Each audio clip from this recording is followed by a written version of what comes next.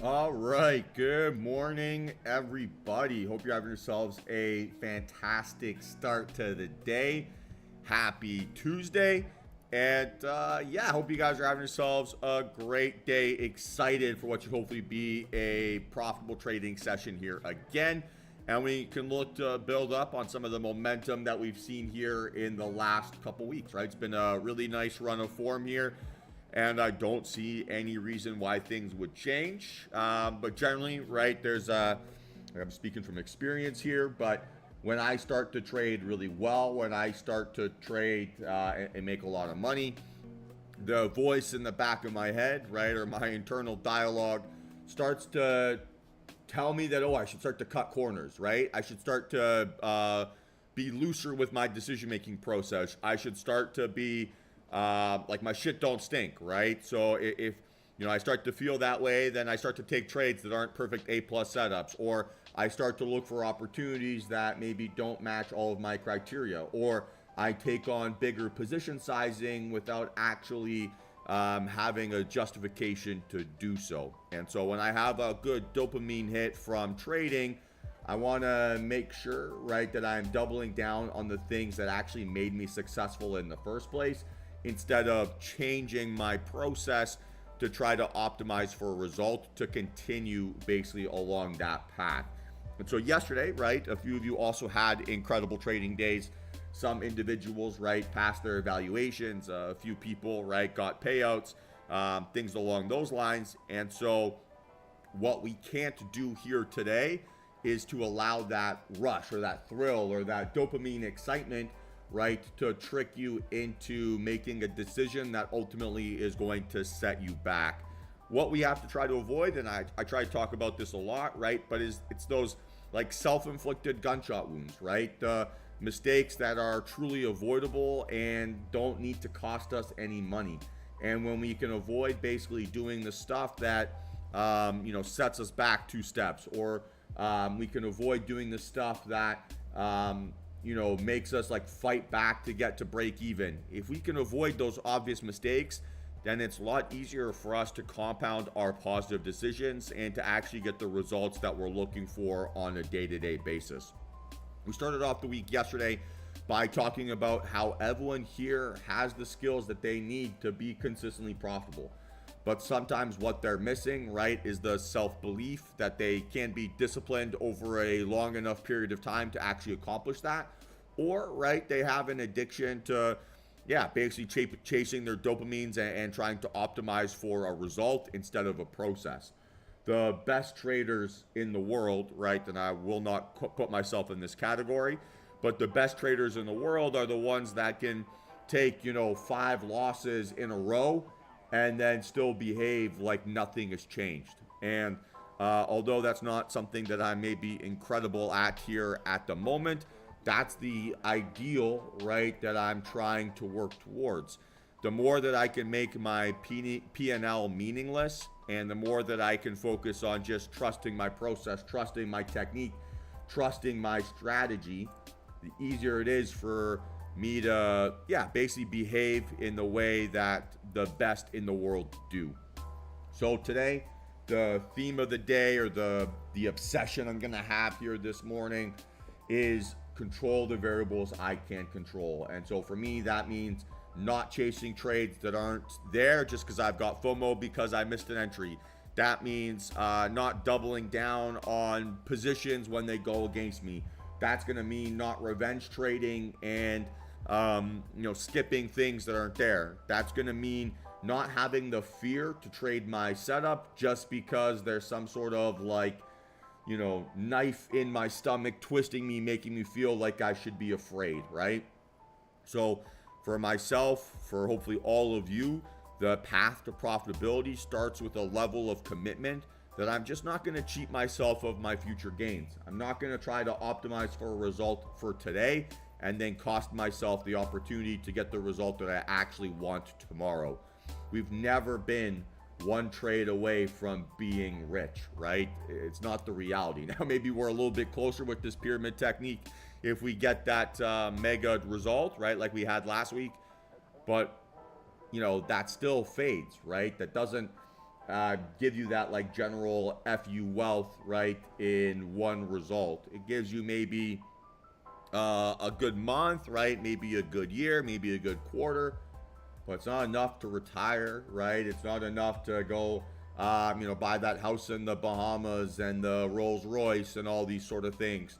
So we need to stop pretending that we're that close, right? We need to stop pretending that we're one decision away from that, when in reality, we're more likely to be one decision away from ruining our trading accounts versus one decision away from making them. And what I would hopefully push you all towards doing is understanding that, as you get more and more successful, as you see more and more trading results go in your favor, you're not going to feel like that's enough, right? You're going to move the goalposts, and you're going to change your goals, and you're going to change your objectives, and you're going to keep basically redefining what success looks like to you. So short term, right? Maybe success in the next, say, 3 months is creating time freedom for yourself, right? Getting out of your job, having that complete autonomy over your future, and being the one who is in control of how successful you're going to be. Once you hit that step, right, the next standard is to create a level of security so that you don't give that life away. From there, right, it's building a buffer so that you can create a level of financial freedom that, would make most people jealous, and that would have been impossible with your day job. From there, it's okay, house and cash. From there, it's $1 million in the bank, and you just keep moving on the goalposts, moving on the goalposts, moving on the goalposts, right? It's never going to be satisfied with just one decision or one objective, because if you were, right, then this probably isn't the right game for you. And I think that's just a general, like, to a certain extent, we're all kind of like A-type personalities in here, right? Where we want control over our lives. And once you commit to that sort of process, you're not really willing to just accept that first benchmark, right? You constantly keep moving on the goalposts. So today, guys, all about understanding that I am not one trade away from being rich. I am one trade away from blowing up my account, always, right? The risk reward is always more skewed in that direction. And so let's make sure that everything we do is designed to not put us on tilt, so that process is essentially impossible. And when we stack up enough of those wins, we put ourselves in enough good situations, when we control the variables we can't control, the market will reward us and we'll get a fantastic result. Think about the numbers that are possible with these funded accounts, right? With the leverage that you get on a day-to-day basis. Yesterday, made a few mistakes, right? Gave back a little bit of P&L, but still finished the day up $1,500, right, per account. So if I just do that one time a week, right, that's more money than I made when I was working institutionally, right? $6K a month is more than the average salary in the United States.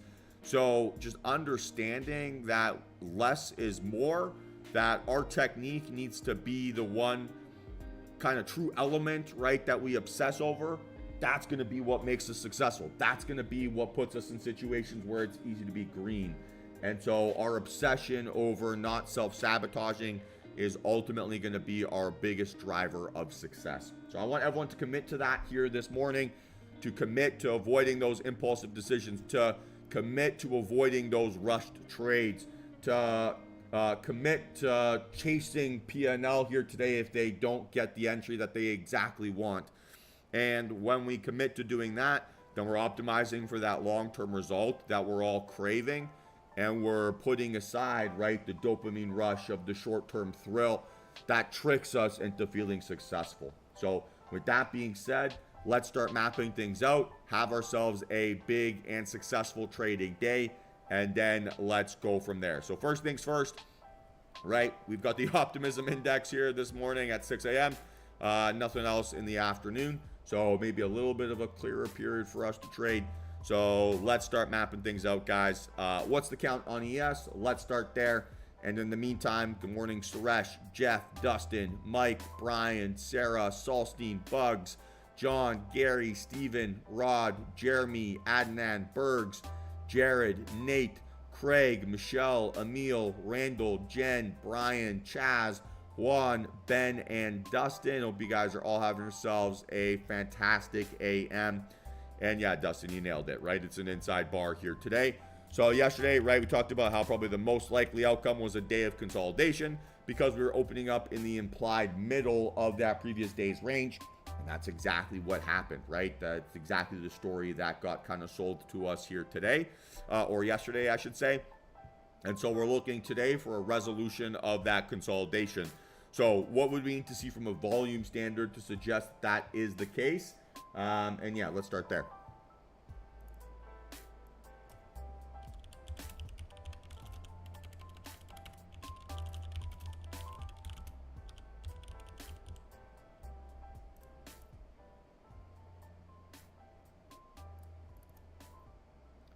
Good morning, Brian. Yeah, well, we don't need Friday's volume or greater. That's going to be really challenging for us to get. But if we're going to get stuck on yesterday's volume standard, it'd be great to see more than that, especially if we're going to go to the upside. If we get a downside rejection, then it would be maybe a little bit easier to not put as much pressure on the volume. So increasing versus yesterday is going to be the starting point. And then we're targeting 55.30, 55.60, 55.70 to the upside.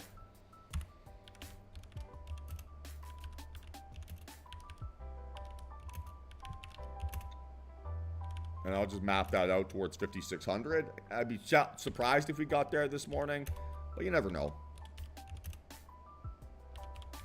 Good morning, Kenneth. And then to the downside here, guys, we're looking for a breakdown towards pre-market lows. So that's 54.60. And then yesterday's low of day, approximately 5,400. Good morning, Clark. So 54, is that correct? Yeah, 54.60.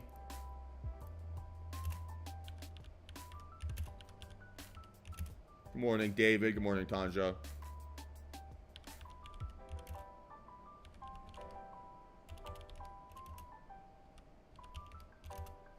All right, cool. And then we haven't mapped out those secondary levels. I'll just keep them there, save myself some work here potentially later in the week. But yeah, looks fine. All right, NQ. What's the count? Similar story, not so similar.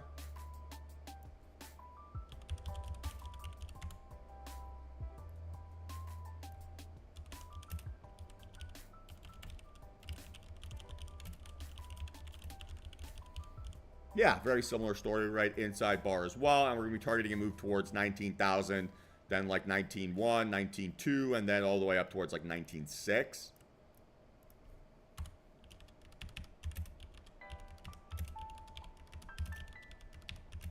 And again, right, I'm a big believer that support and resistance behaves like a zone, not necessarily a specific price. That's influenced, right, by just my institutional background.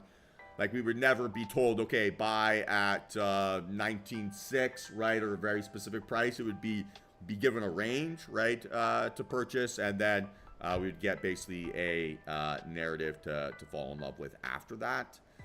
To the downside here, we're looking at an 18.6 and lower. And then we've already got it mapped out there yesterday. What's been the theme we've seen from price action in general here around levels? So we've seen it kind of move from what to what?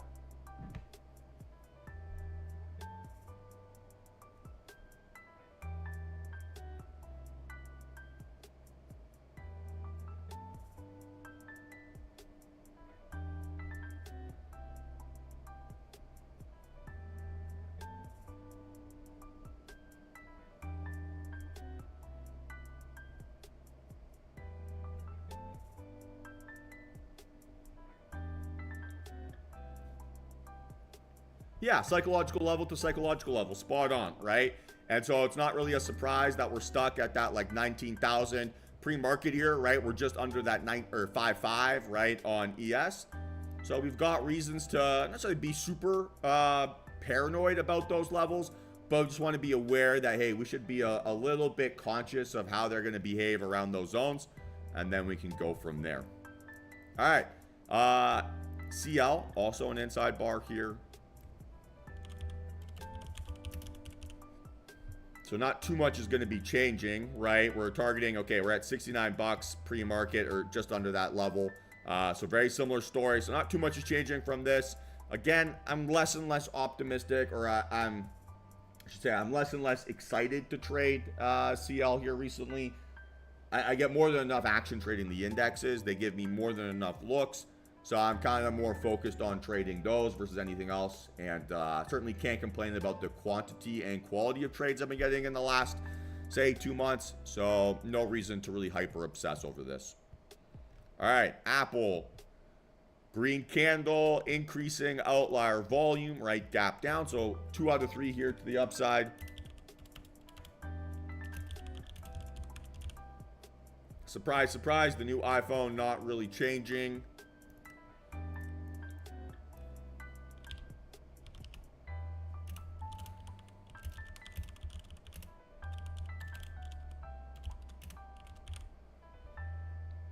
The runner in me was hoping for a new Apple Watch Ultra, but they didn't drop a new one. Tesla inside bar. So again, not too much changing here.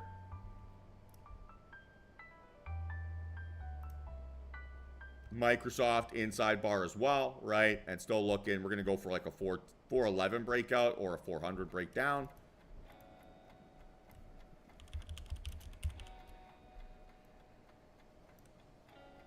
Yeah, I mean, I do, because when I run, like when I do my longer runs on the previous Apple Watch, I would run out of battery when I'm on Strava or my like run tracking plus my music.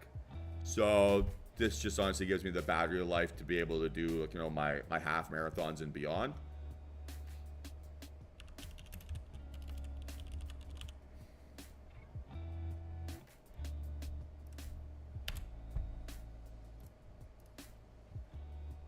All right, Amazon again, inside breezy here.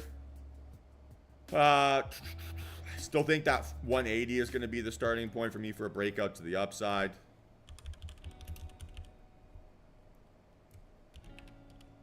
Just because I've seen a rejection above Friday's high, right? So it's pretty much just rejections above that area.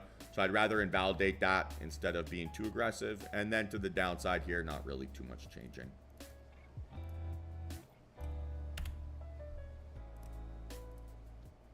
Okay, AMD inside bar, let's say get up above 140.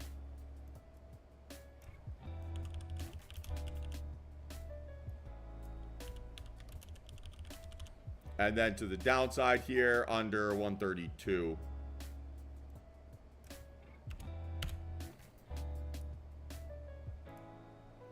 All right, NVIDIA, let's get up and over that 110 barrier. Again, right, because all these stories are super consistent, you don't have to do too much, like not too much is changing based on what we saw yesterday, right? Because ultimately yesterday was just a nothing day.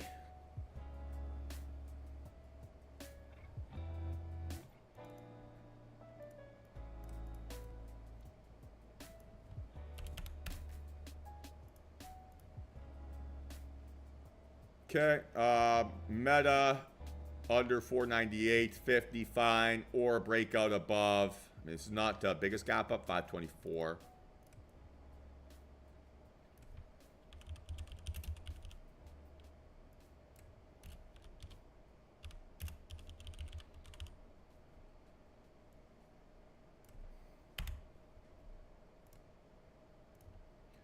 Okay, Netflix still continuing to consolidate inside this range. First candle that isn't an inside bar here, right, of all the tickers that we've looked at here, really. A little bit of a fake out, but still consolidating here. I wouldn't put too much stock into this. So we need to get up and over these wicks. We'll call it 688 to the upside. And this is a weak 2 out of 3 without volume. Right, and it's weak because of the candle shape. If bulls were strong, why couldn't they hold, right? And then looking just really for a pattern resolution here. And then Google, interesting. 2 out of 3 here to the downside with volume on div day. That's surprising. Opening up in the implied, give or take middle-ish. Maybe slightly in the lower half. But high volume rejection off of like 150 or a breakdown under 147 would be a good scenario here.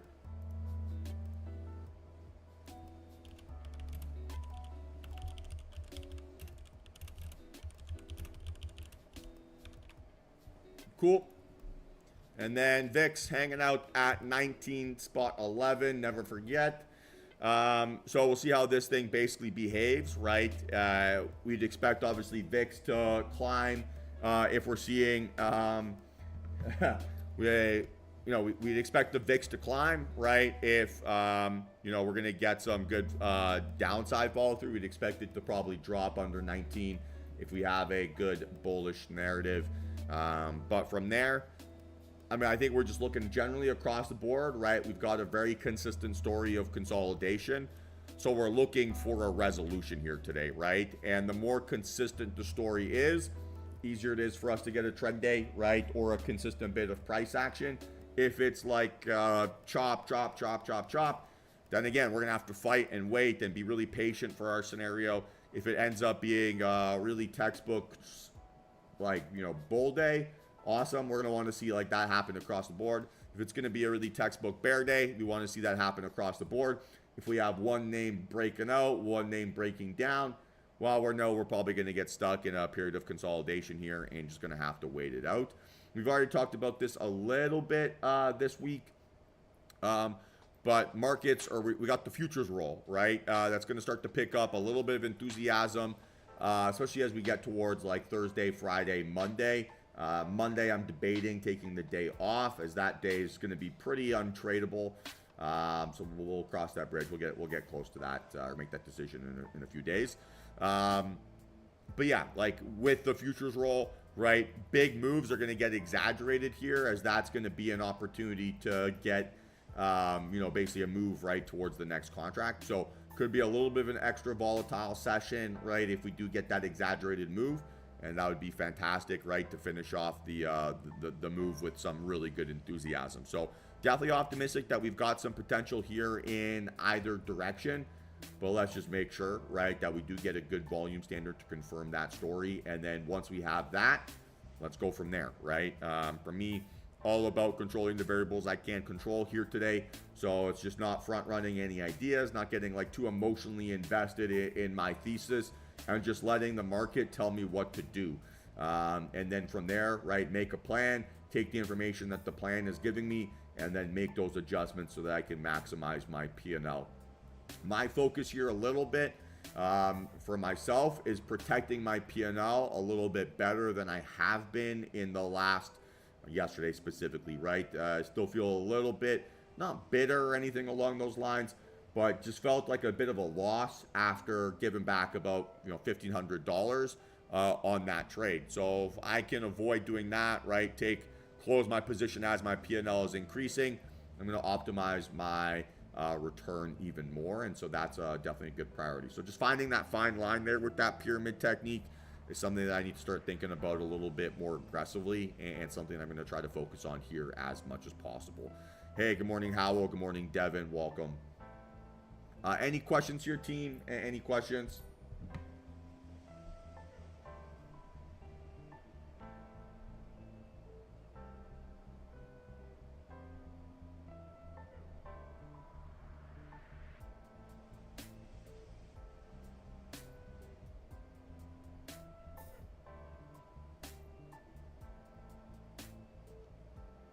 All right, fantastic, guys. Good morning, SG.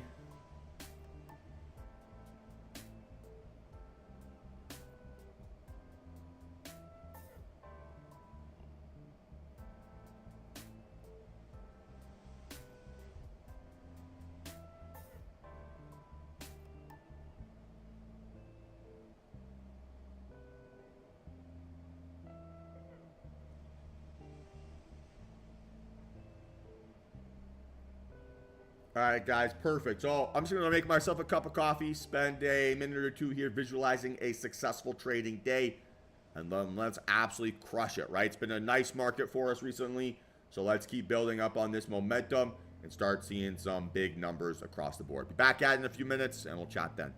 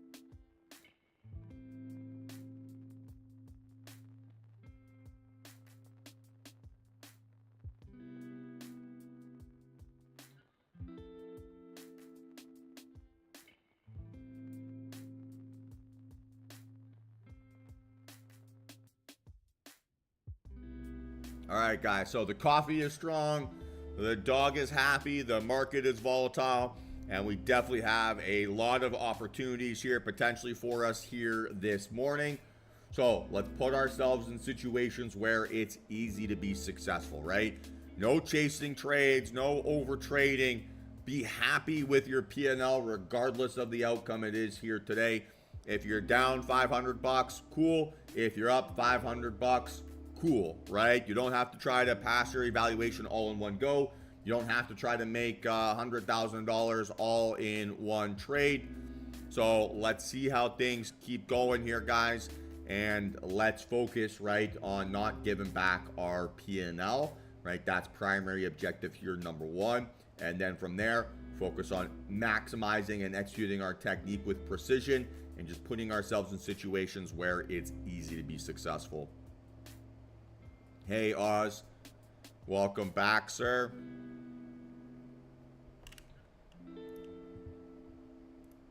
All right, so that's market open. Let's see how it reacts initially, right, to this 5-5 area.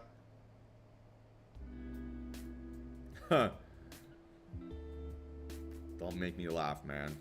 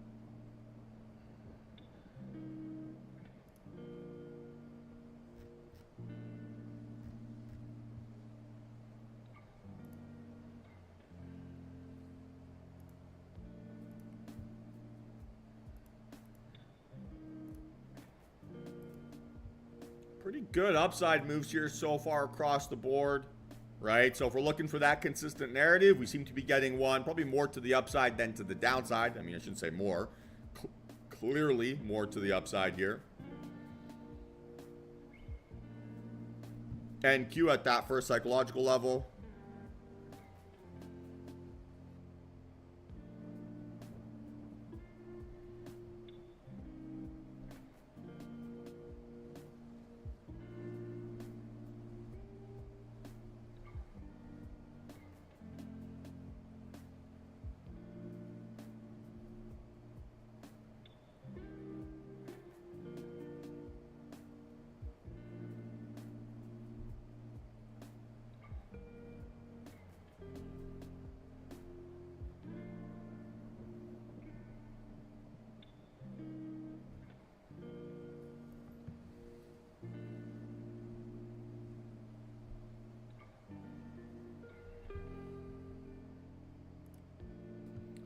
Pretty big open, right? 74 points, double what we had there yesterday, about what we saw on Friday.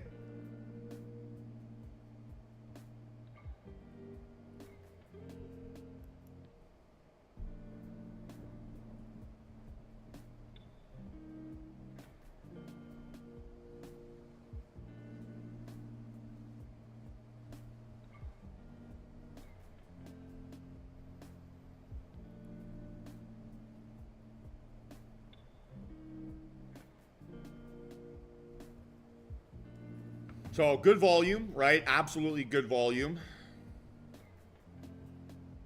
10.3 versus yesterday's 9.9. So increasing on that standard. ES 21.5 versus 36. So NQ more tradable to the upside versus ES.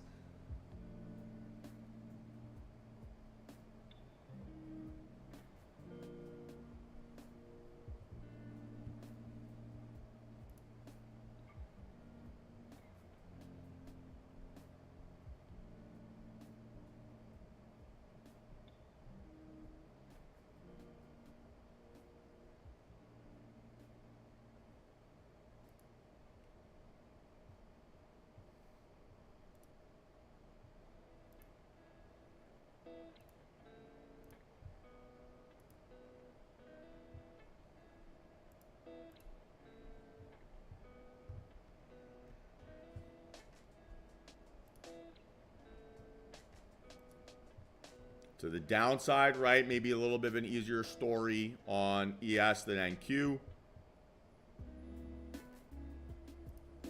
Apple's now making lows. Tesla selling off. Microsoft possibly faking out. So pretty big pullbacks here off of that opening first candle. Very aggressive pullbacks off that opening first candle. Huh.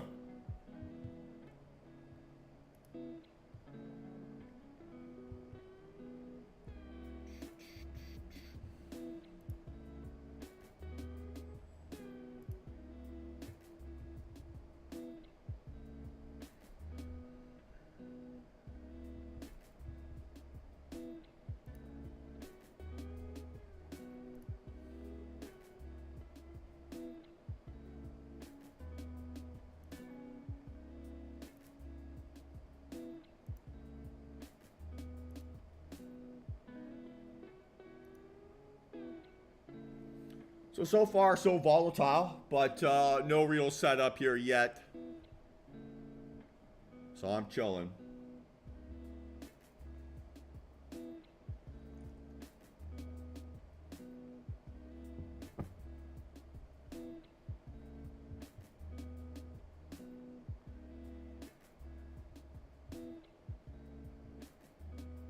This is just an inside bar here, right? So no fake out higher.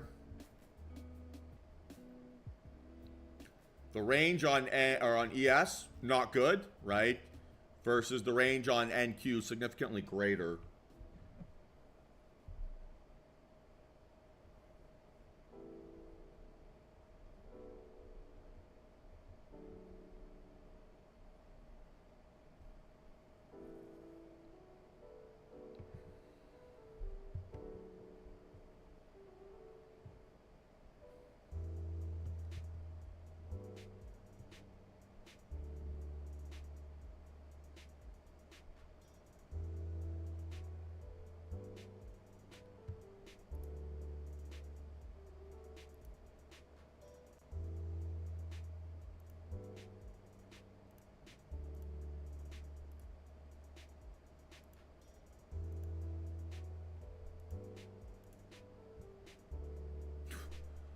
Man, some stuff is dying here. So a little bit of a trap early, potentially from bulls.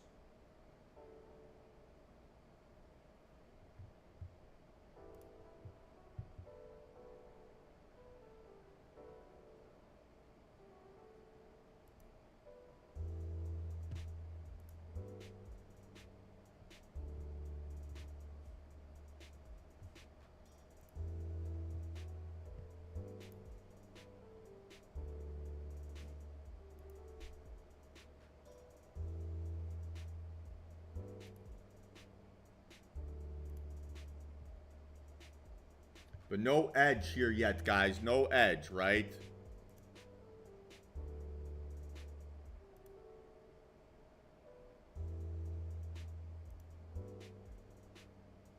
And I'm not interested in a 5 min or in a 1 min signal. Nothing along those lines.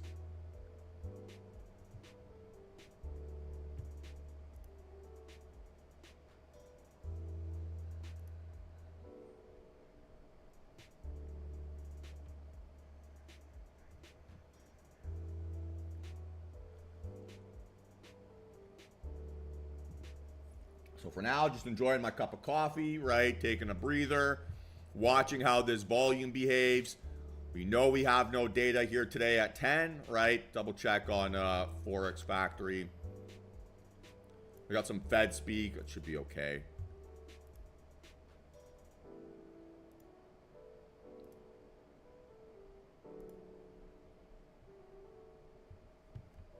But yeah, very few reasons to be aggressive yet, right?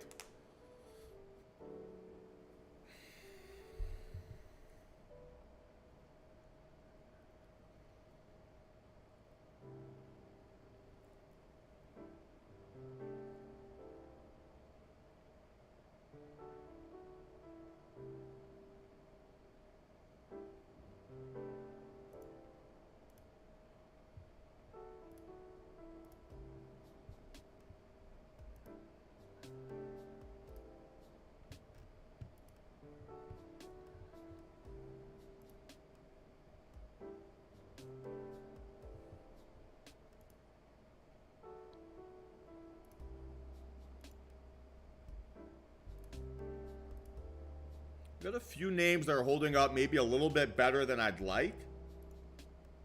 Right? Like, still a little bit of an inconsistent story. We talked about how we want to see everything breaking down if we're going to be bearish, everything breaking out if we're going to be bullish. Don't have that in play here yet. So far, so choppy, right? Now, some of the leading names like Apple, really well off these lows, but Microsoft, right, hanging out at these highs. So it's kind of like one is invalidating the other. So that makes me feel more mean reversion than it does breakdown short term. Now, I don't have a great mean reversion setup here. Yeah, AMD as well, right? But then Netflix, Looks like it's maybe bouncing. Meta holding up pretty decently. So for every bear example, I can find a bull example in these leading names.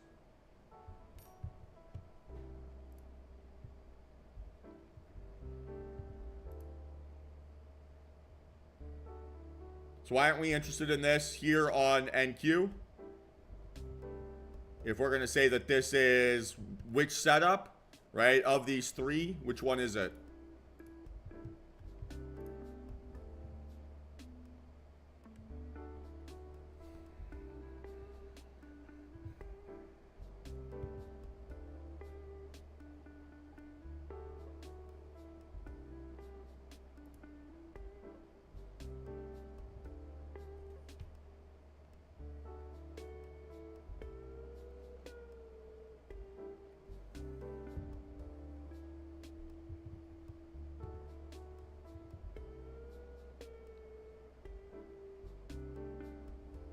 Right? It's the high vol breakout scenario, right, guys?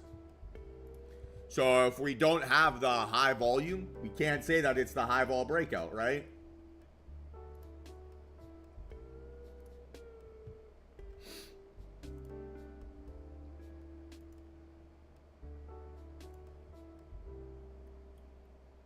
Is that understood?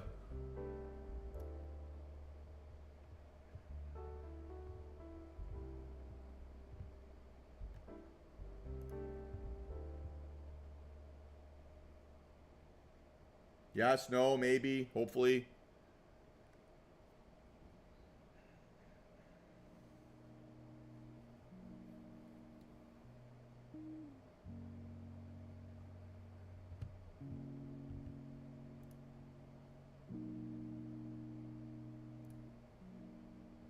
So Apple's getting absolutely slaughtered here, which is probably what's pushing the most amount of downside pressure on these indexes. But it's not enough to be like hyper aggressive yet.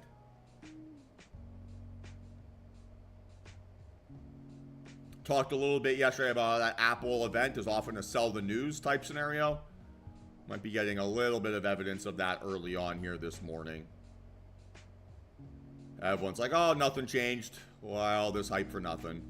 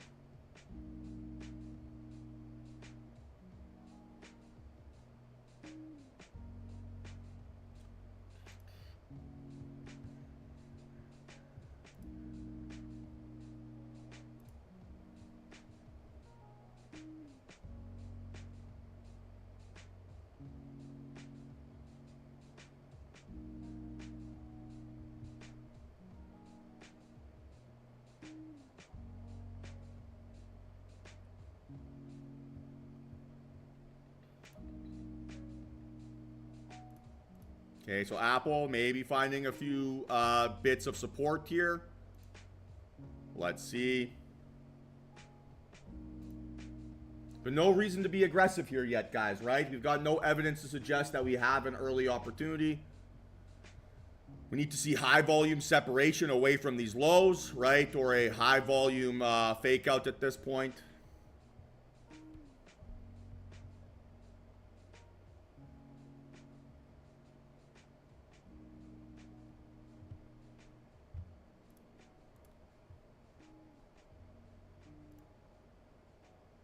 Right, and that hasn't happened, so I'm being patient, right? Being patient.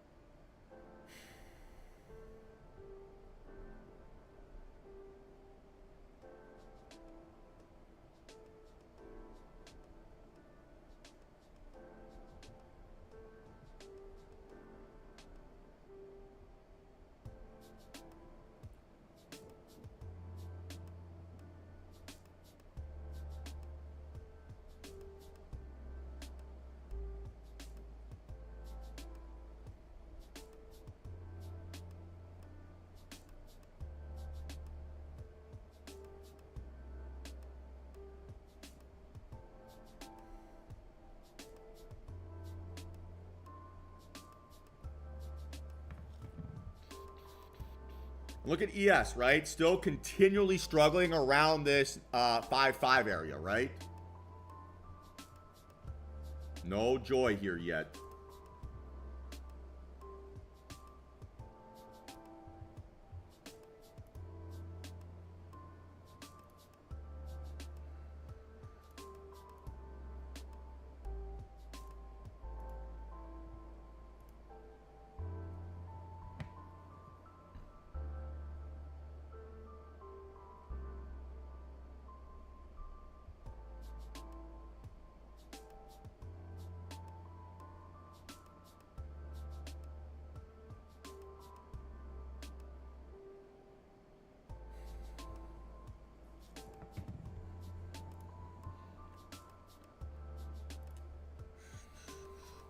So this has a chance to be that high volume separation candle, right? A little fake out. So we'll be starting to watch NQ.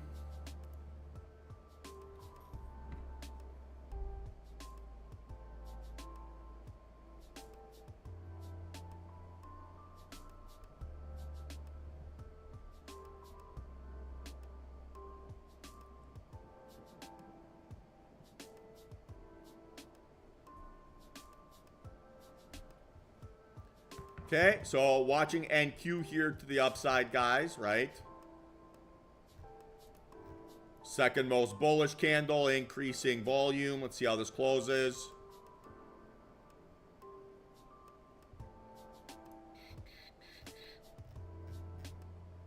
Okay, so that have to be the aggressive entry technique.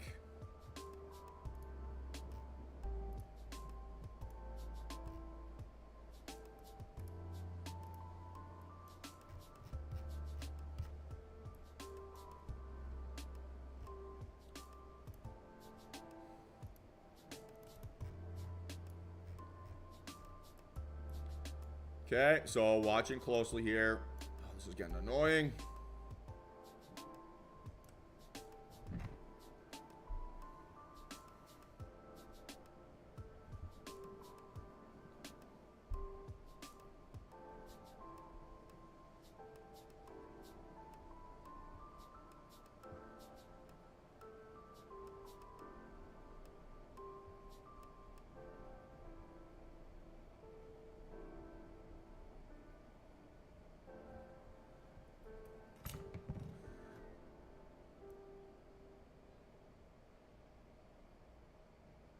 Okay, so maybe not.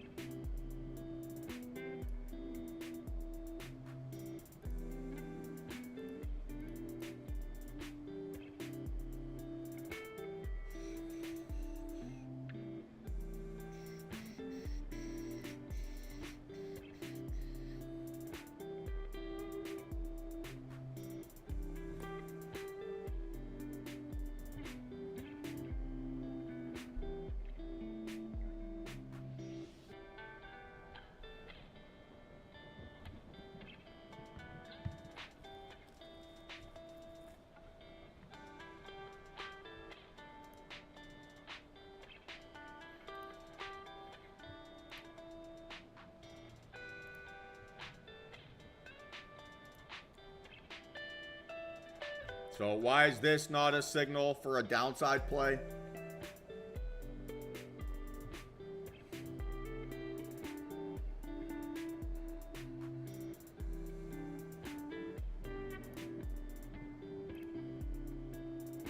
Why not? Who's got it?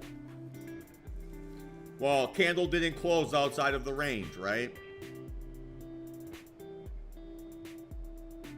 Nope, not an inside bar. Good morning, Herschel. It's the didn't close under the opening range, right? So we need it to close under the low of the opening range to be justified. How about this on ES? Why are we not interested in this as a breakdown?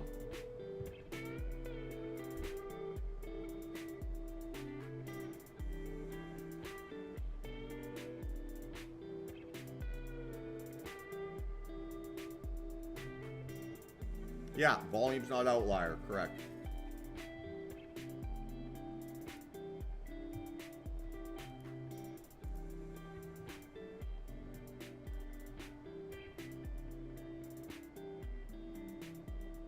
No, it's just purely a volume standard, right? This candle's fine. Body of the wick is bigger than the candle.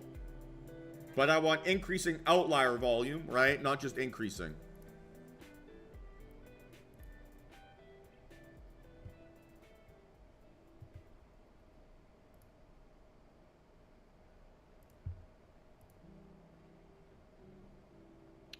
Well, that would be increasing, right? Outlier is above the white line, right? So increasing is fine. It is bigger than the previous candle. But we need it to be bigger than usual, right? To indicate the sign of changing momentum. Without that, it's kind of meaningless. Or it's not strong, right? It's a half-baked signal.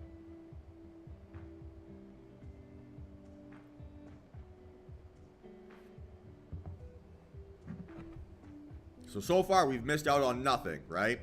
Absolutely nothing.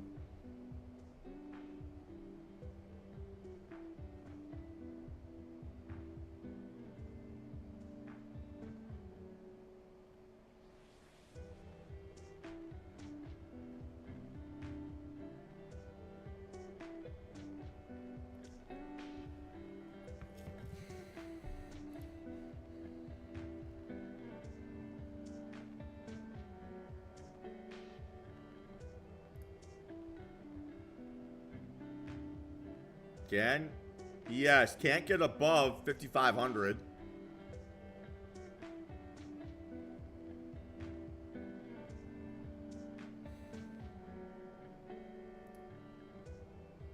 We got a minute and a half to go on this candle. Maybe this one can go increasing volume relative to previous bar.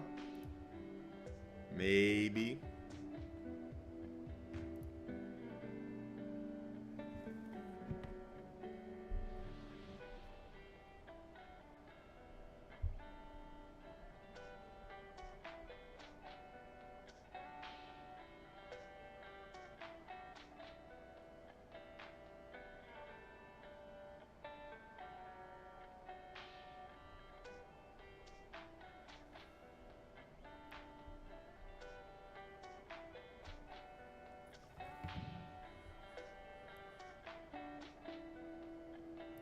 So stop loss would have to be low a day.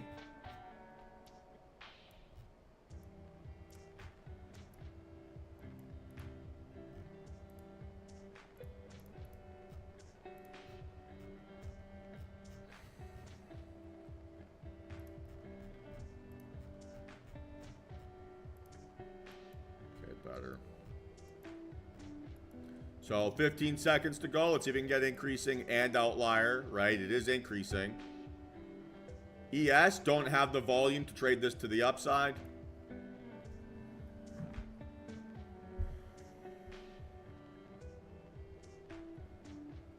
Okay, so that's fine.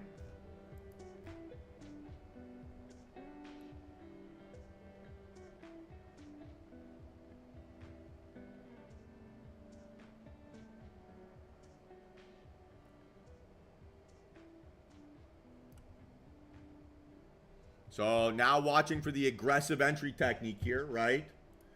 Stop loss, set that up first. 18,768.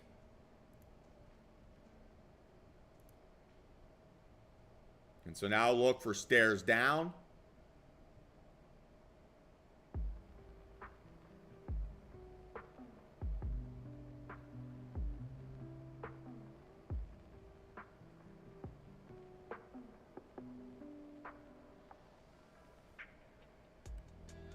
Okay, so now this would be one contract.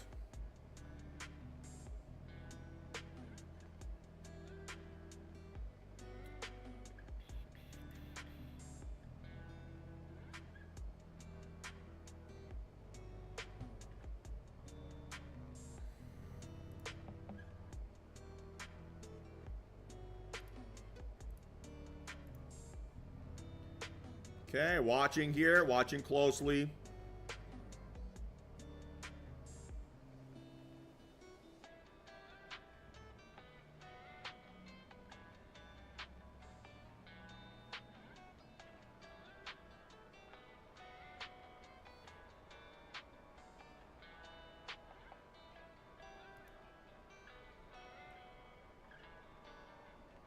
Still no. Still no. Now you want to see elevator up again, right? And retracement back.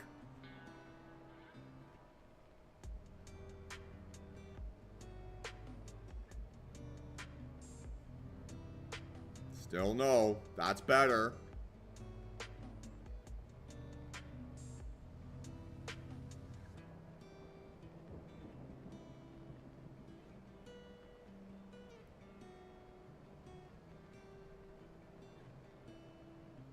Still no.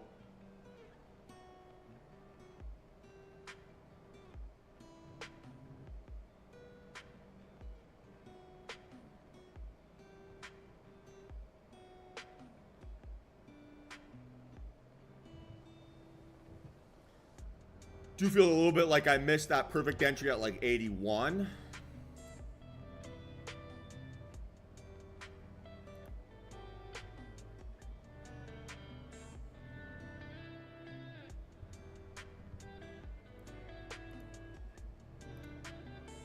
Back at that now, but I'm a little bit skeptical here. Yeah, not yet. Could you do this? It's a little bit dirty. So, okay. No entry. Now this might be setting up here to the downside, right? Get stuffed at psychological level again. Yeah, starting to maybe break down here.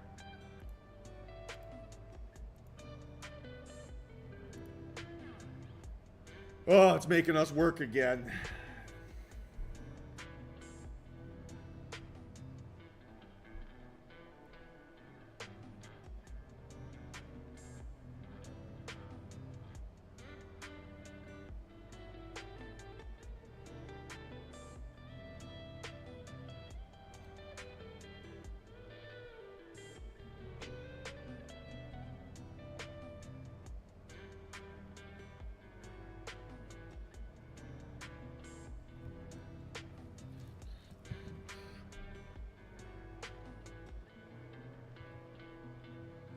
Okay, so it's good volume. Let's see if this can give me a look.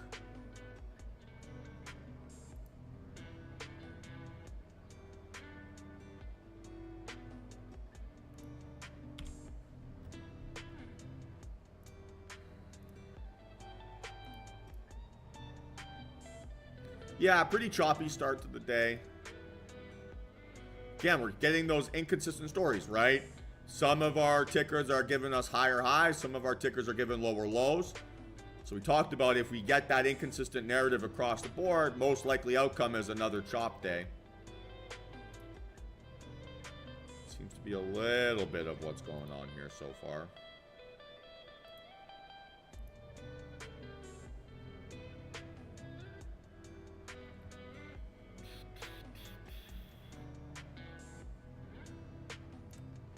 Could I talk myself into this?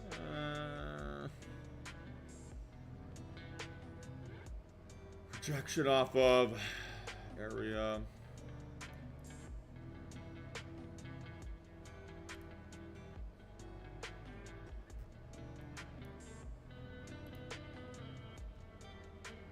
Again, not outlier volume.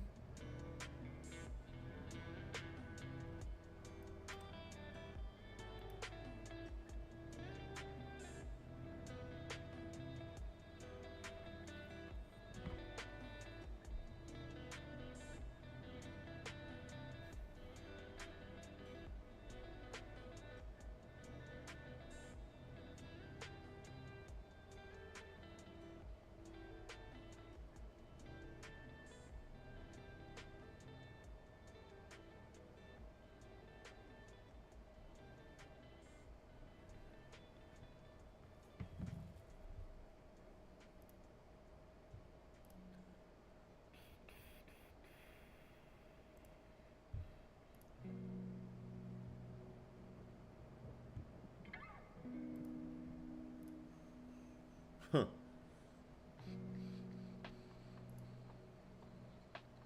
Every now and then, crude makes me laugh.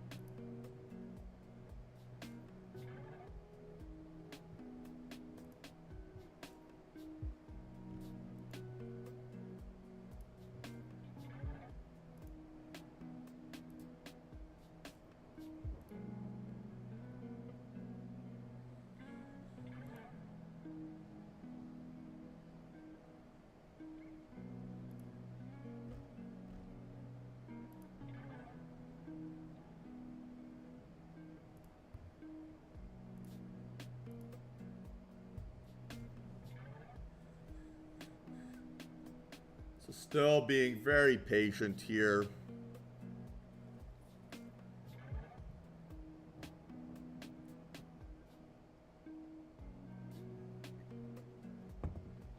No point getting chopped to death yet.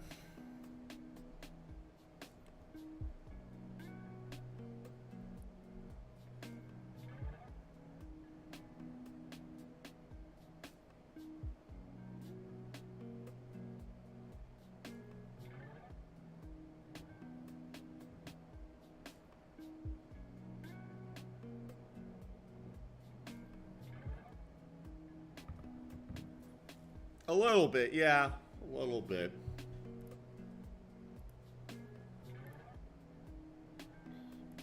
We've seen this a little bit recently too, though, right? Where our best moves have happened later in the morning. They've not happened in the first 30 minutes. They've happened in the second window, we'll call it.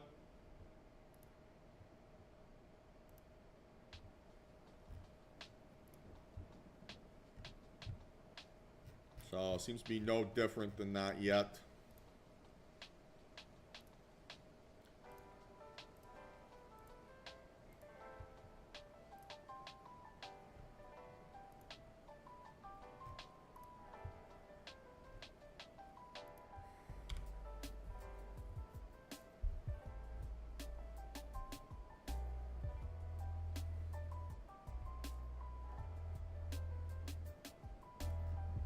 Little inside bar.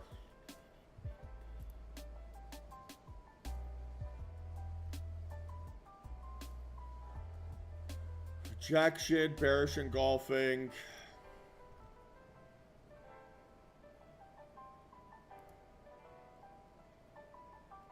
I don't even have a very good gut feel for what I think this is going to do right now. My heart is telling me down. But I know that my bias historically when things are slow is to want to fade boring markets. This is a little bit of a boring market.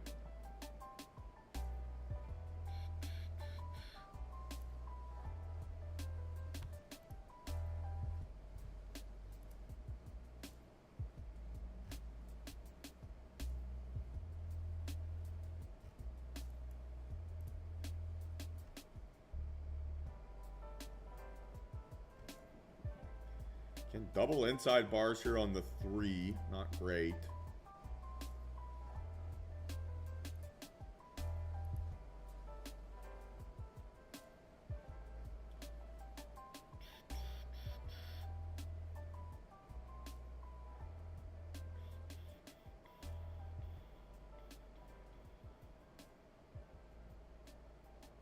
Okay, so this could be potentially our signal here to the downside. Let's see if it's got the juice.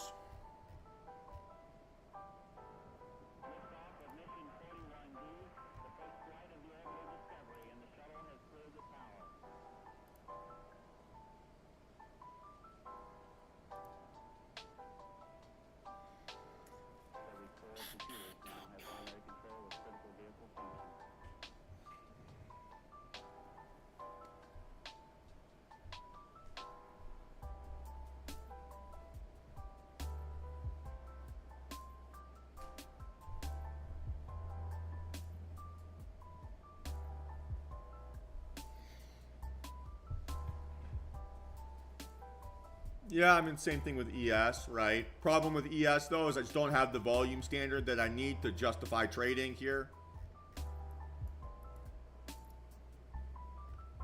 Whereas NQ, I do have a volume standard that's indicative of more volume than yesterday.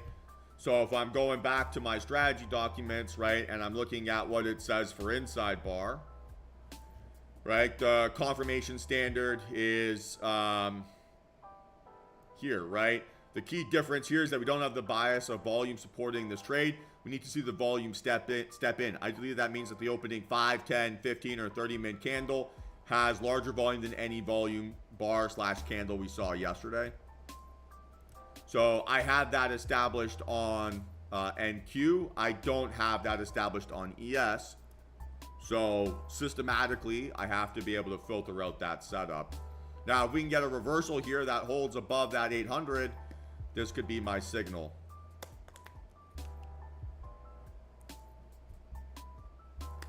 And again, right, this is why I don't trade my gut. I trade my system. Right, here she goes. So 20 seconds to go. We're going to need to see the aggressive entry technique here.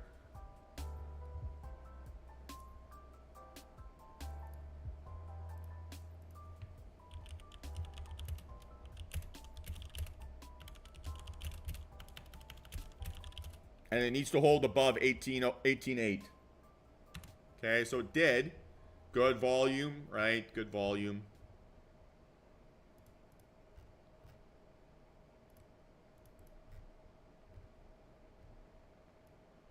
So pullback. I can't get the sizing I want on a 50-point stop, right? Or 55-point stop. So I need to see a high vol breakout here, elevator above high a day, and then a retracement back into like 18.16. Stop loss we put just under here, so let's see what this thing finds support.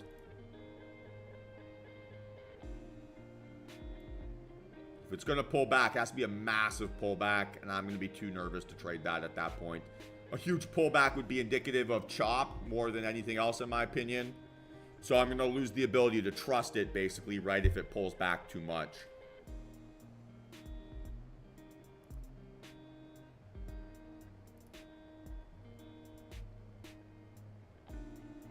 Right, and maybe I'd have to do stop loss at low of day, which again, then, right, it's like 60-point stop loss, something like that, right?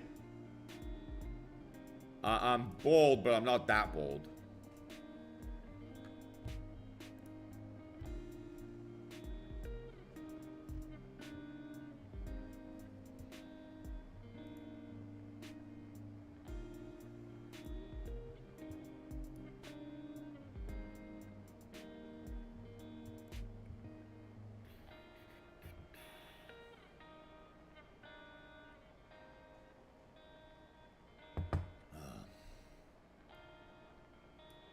Can't see this pull back too much further here.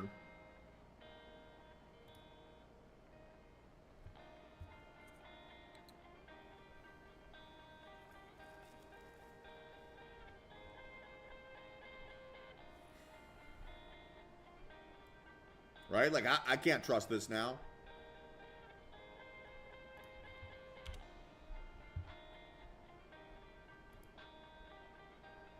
Like, fuck.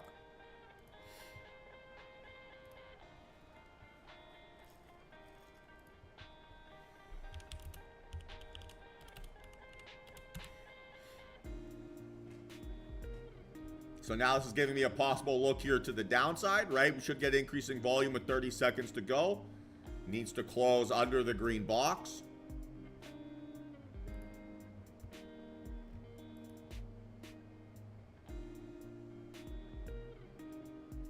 And it's just chop on, chop on, chop, right? So now we've got possibly another rejection here above that 800. Let's see, it's got to close here-ish. Didn't do it. The prick.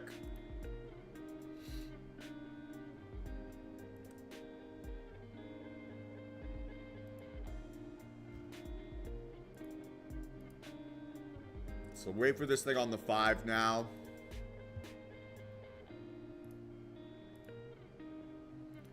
What's a little bit surprising, I guess, is that NASDAQ sell-off happens. Still, we got a lot of our leading names at highs or recovering.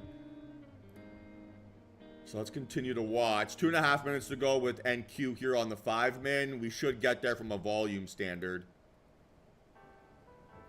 But again, right, we can't compromise our confirmation standard. It's imperative on a day like today, right, where we've had lots of, we'll call it pseudo setups and lots of failed moves, that we don't compromise, right, what our confirmation standard is.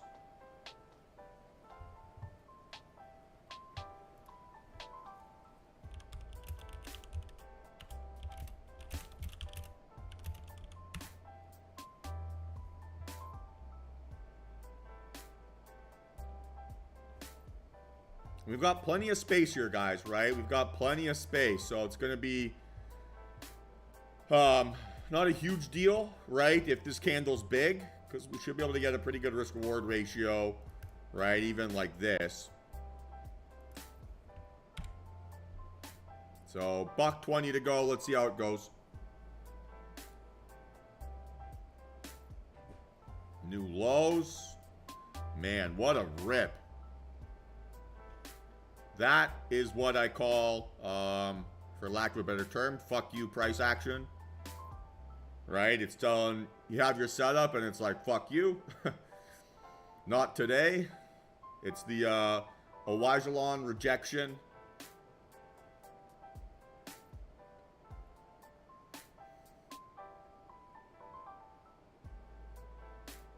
Yeah, massive.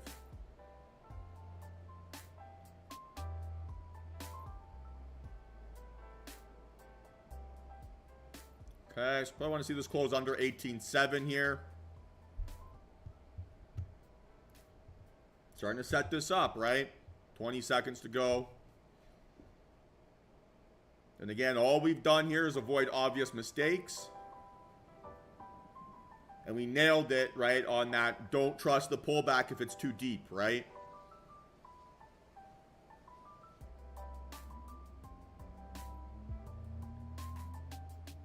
All right, 5 seconds to go. Let's see. You want it closing under that for sure.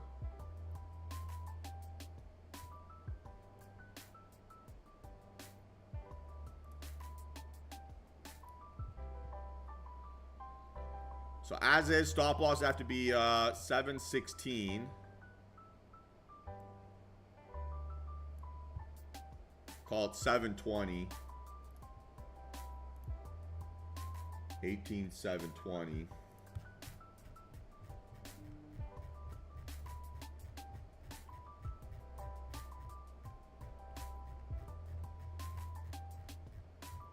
Okay, now we're looking for stairs back, right?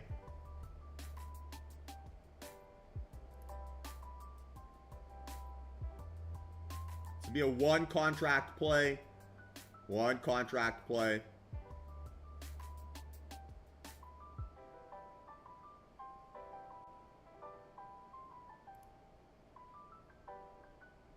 All right, guys, I am in. Average price 18,692.25. Maybe a little bit premature.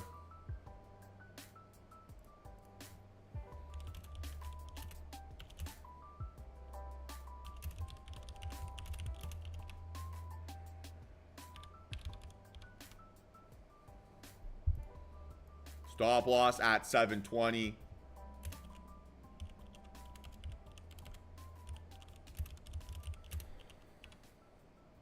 So first thing, right, that I can tell myself, like I'm writing it down on my notes, a little bit of an early entry.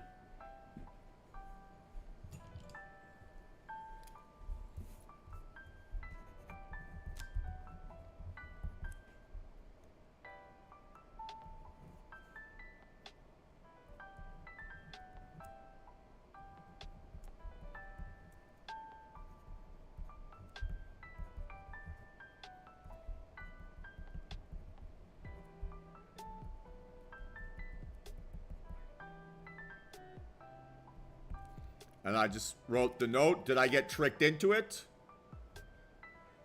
Let's see.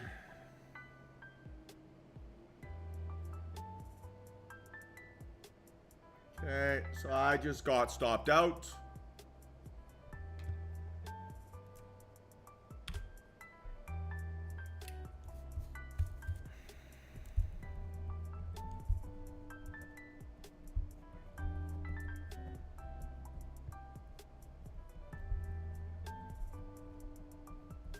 And then also writing confirmation candle didn't hold under 700. So, okay, took, let's see here. $565 loss.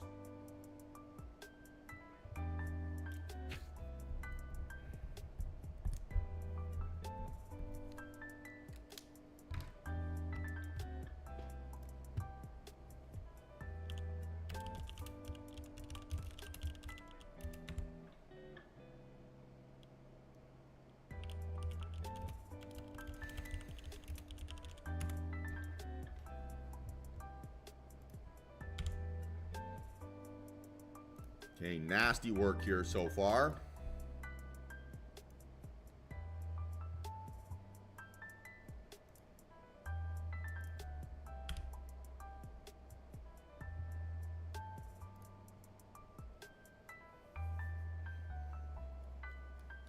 Well, for inclusion into the S&P 500, Oz, it's a calculation of how many consistent months of positive revenue you have, right? Or how many consistent quarters of positive revenue.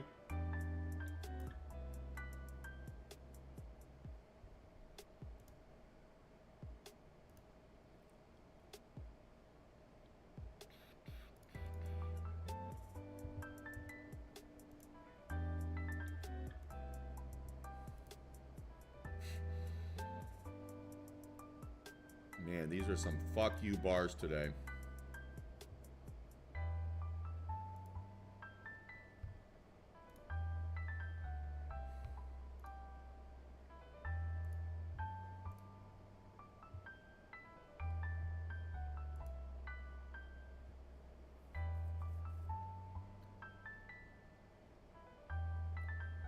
Yeah, I've got a friend who's full port into Palantir. He's loving it. Average price is like 17 bucks.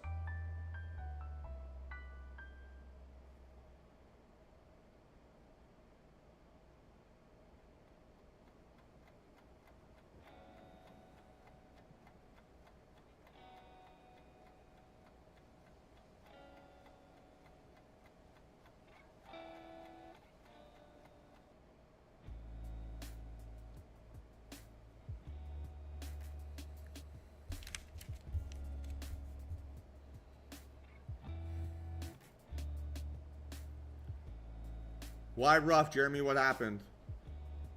Loss should have been less than $600.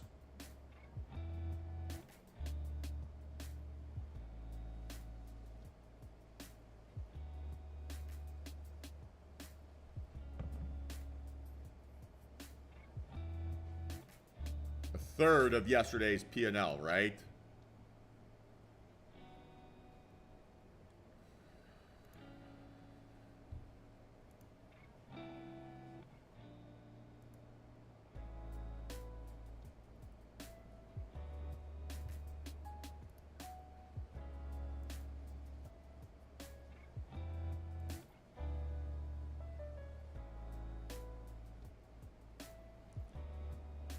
One sec, guys.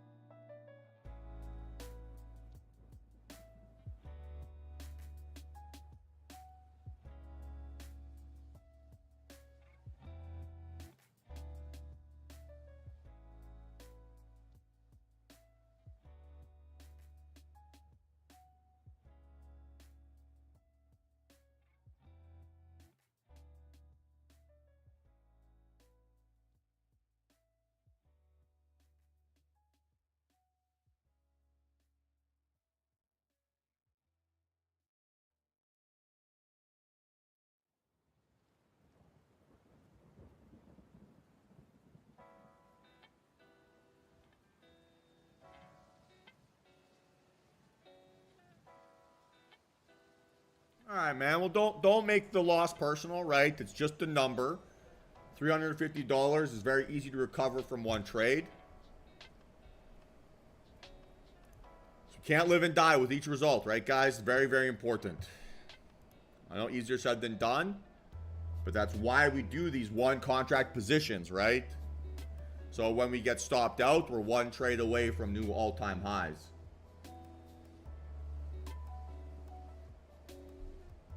And if we don't like that number, if that number ruins your day, then you need to either be waiting for a different pullback or trading micros. Because truth be told, losing $350 as a day trader should feel very insignificant. I'm not trying to be an asshole saying that, but if that sends us on to tilt, then we've got some other problems we need to address.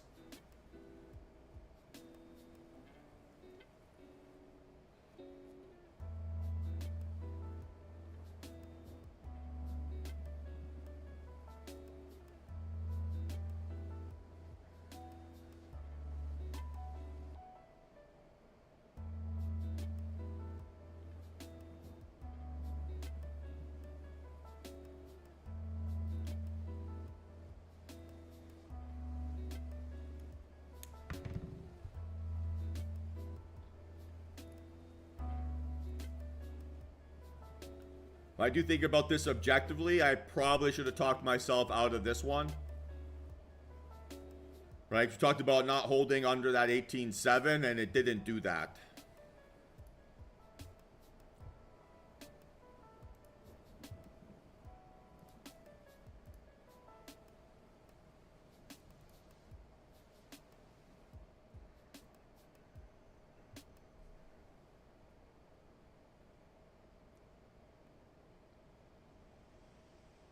So what I have in front of me, right, is a blank piece of white paper that I write down my notes on. And I wrote down here, confirmation candle didn't hold under 700 when I said I wanted it to.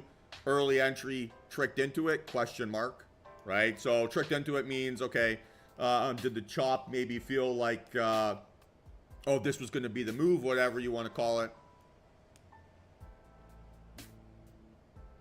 But these are the things you'll forget, right, easily or pretty quickly after you forget it, after you enter a trade. So I have this piece of paper in front of me, right? I'm tracking my notes, I'm tracking my ideas, I'm doing X, Y, Z.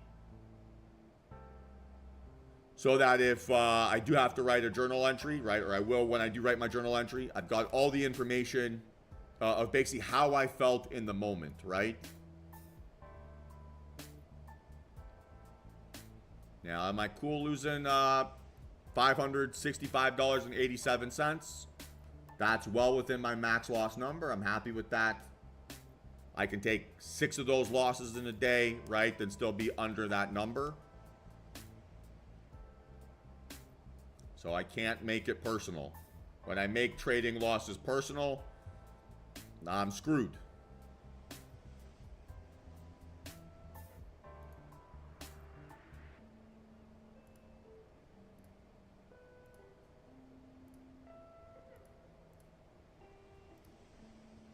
I would understand. Is that fair?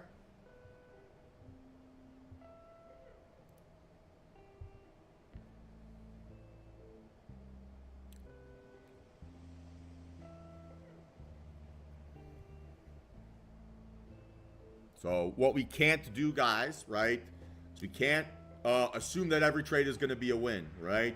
We can only plan out the size of our next loss, not the size of our next win. And my win rate on the year is 65%. So that means I'm going to lose a lot, right? And if each loss sends me into a tailspin or makes me lose sight of what my true goal is, I'm screwed, right? So I can't give the market that kind of power over me. And I have to be honest with myself and realize that I'm using this pyramid technique so that I can keep my losers small, because not only does it make it easier for me to bounce back, but it also allows me to maintain psychological control over my own psyche.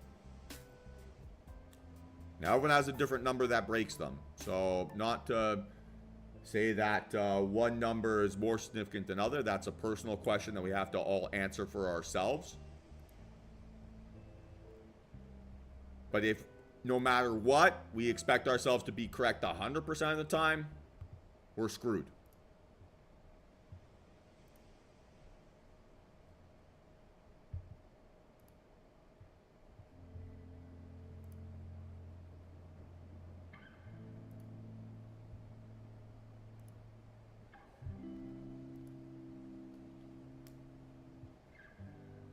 There's one of my favorite things that I think relates really well to trading is there was a study done about people who do diets, and people that did diets and expected themselves to lose weight while adhering to their diet plan 100% of the time, i.e. never have any leeway for mistakes or to make any issues, ended up actually putting on more weight than losing weight.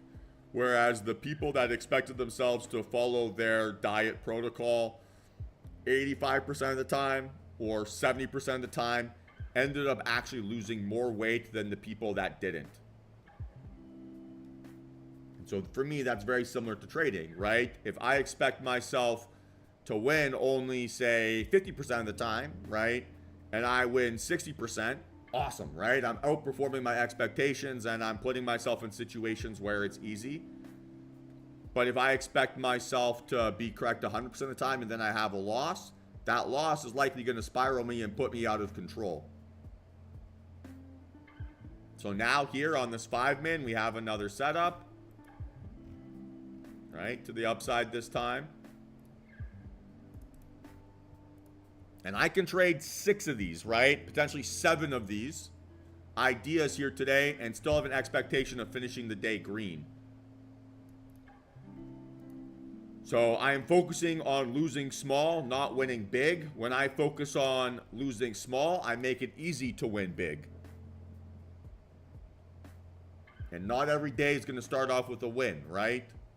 So we can't expect that for the market to always reward us. We have to expect ourselves to put ourselves in situations that when the market doesn't behave the way that we want, that we can still look at things rationally and like a normal human being.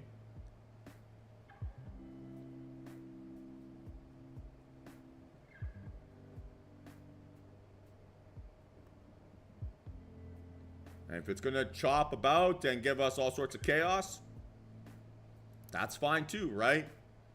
If I have to walk away down nearly $600 on the day, I can survive that, right? I can make that back tomorrow. I can realize that's not the end of the world. My P&L is not personal, right? It really isn't. My P&L is a reflection of how well I'm able to follow my rules.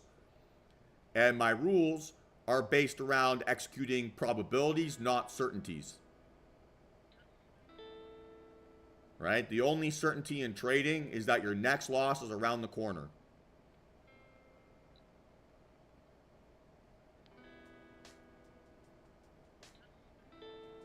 So if I build out everything from those expectations, I should be able to keep my mental frameworks a lot sharper,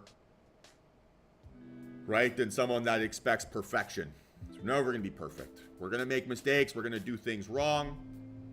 We're going to deal with choppy price action. We're going to deal with wiki price action, all sorts of chaos, right? So we cannot make it personal. And if now your plan is to go double your position sizing, right, to try to make back that previous loss, you're making it personal, right? If your plan is to ruin your mood and be pissed off all day, you're making it personal. If your plan is to ignore the next setup because you're too afraid of losing again, you're making it personal.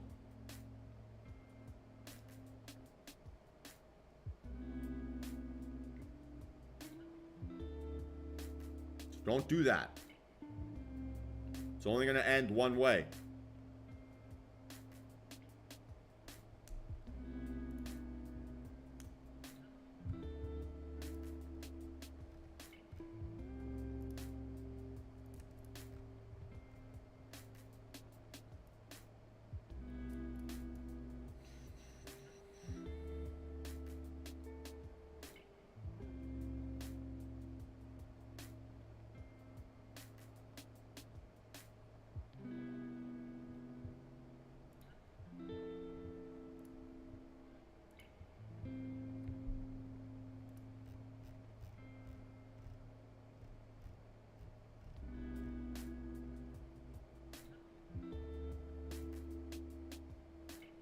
Is that fair?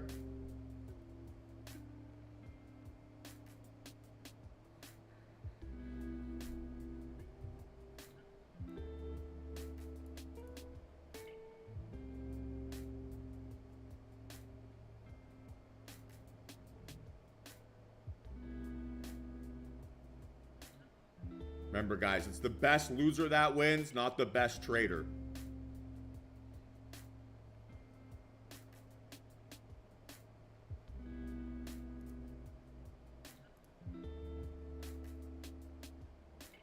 Now, I still have that possible pullback scenario here on this 5-minute time frame to the upside. What I'm just struggling with here is what is my most appropriate stop loss.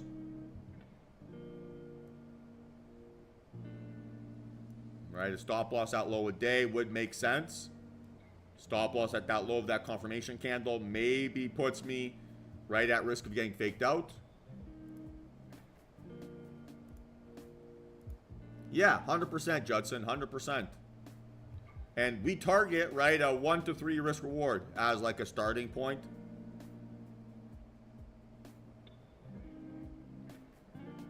So that means you got to be correct like 30% of the time to make money.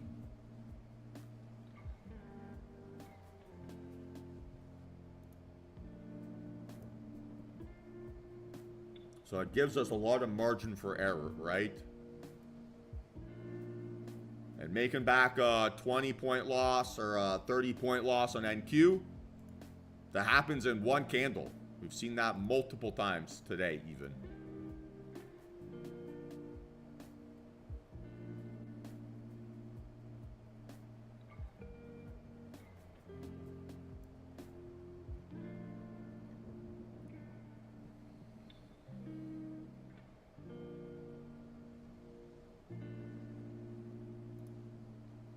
The reason I'm feeling more to the upside here is because we're seeing pretty much all of our leading names, right, finding support off of these lows or at least pulling back a significant amount.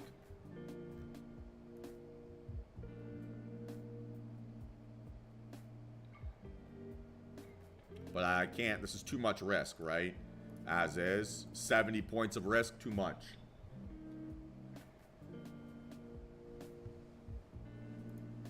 So I need some other reason or better justification for price.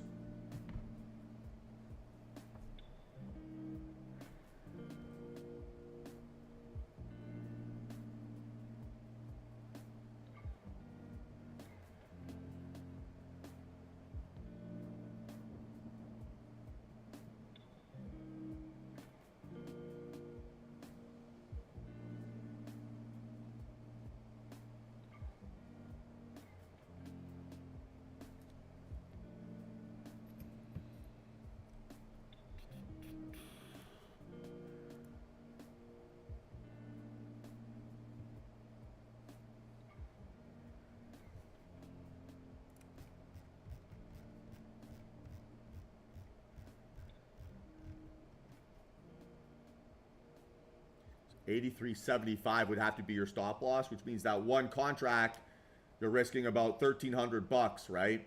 Too much. So we need a very aggressive pullback here still.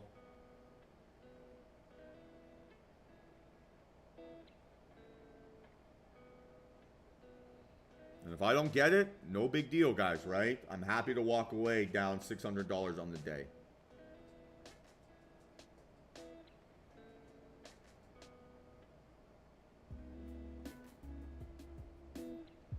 Okay, now 1,200, right? So still needs more pullbacks here.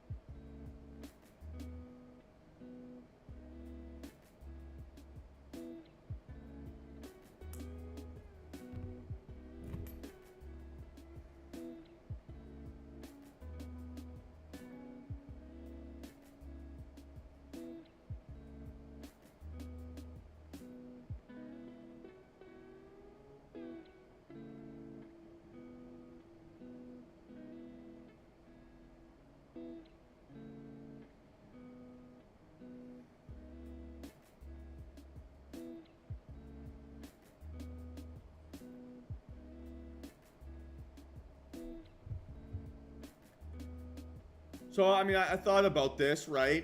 But the issue with this this candle here is I just have evidence of it being wicky underneath, right?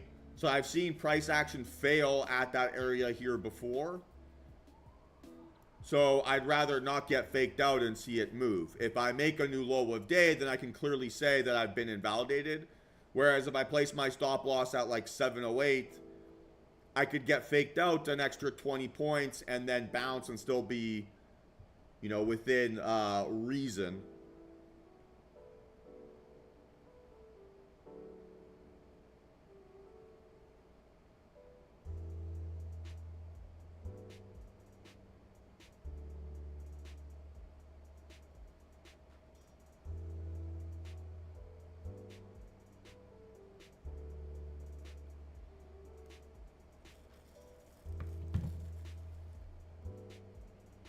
So yeah, I would love to have had my stop loss to be there, but I just have too much evidence of that potentially already being a choppy area.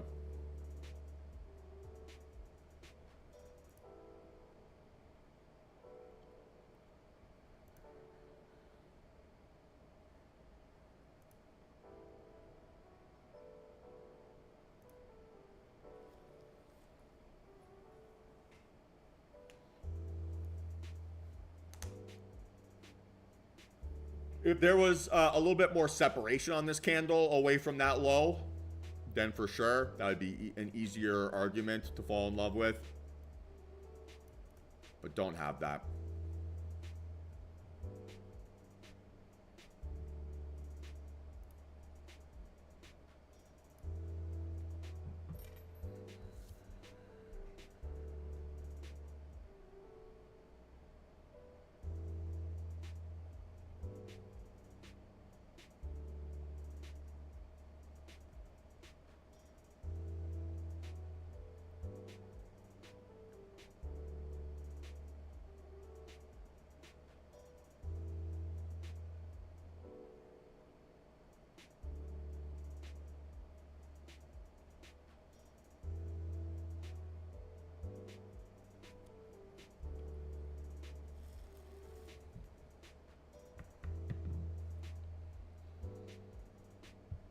So again, still risking about 1,300 bucks, right? Too much.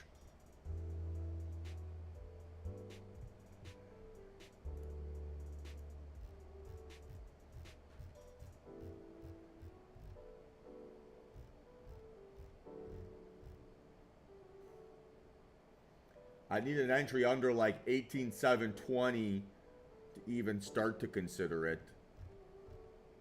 15, 18,715, right, would be better.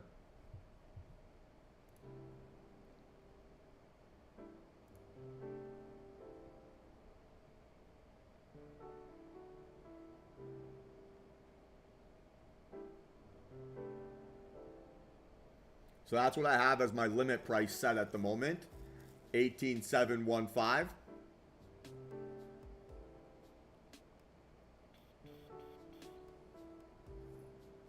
And then also worth noting, look at the daily candle here so far, right? This just wants to piss us off.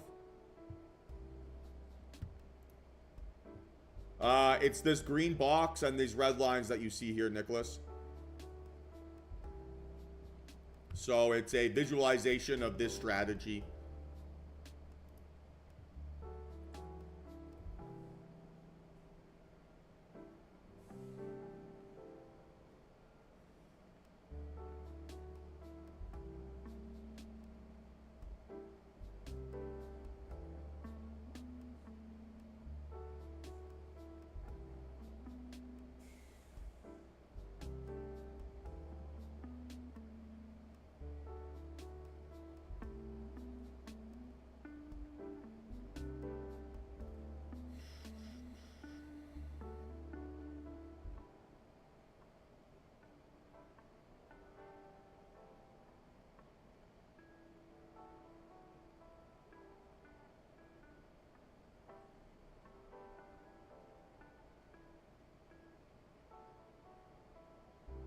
Okay, starting to watch here. 15 points away, 10 points away.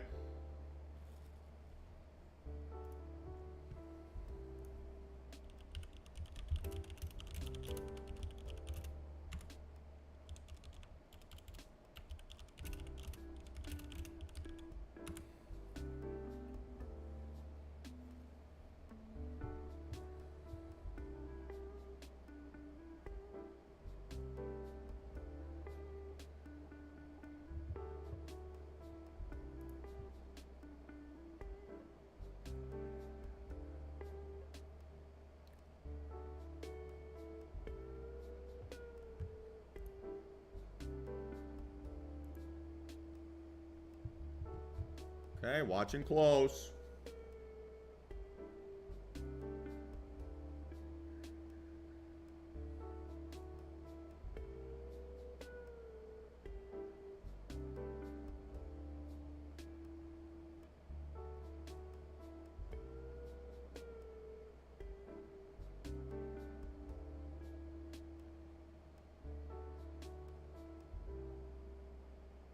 Still waiting.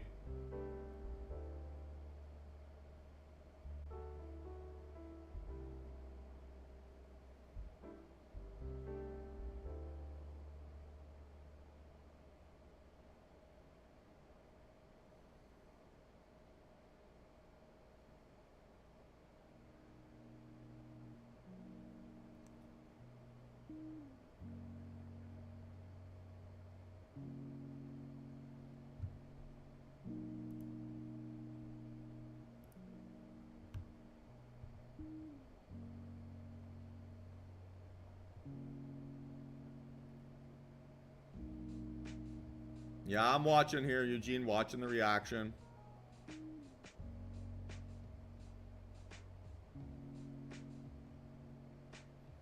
So that's starting to be a little bit of elevator up.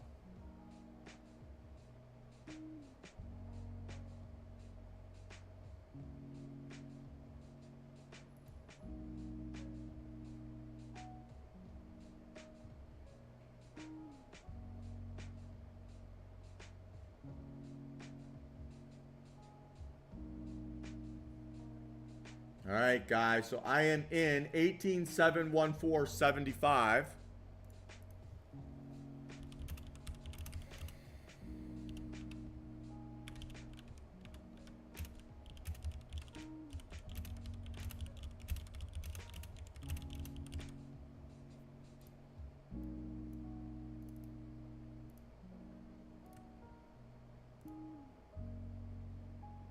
And maybe an early entry.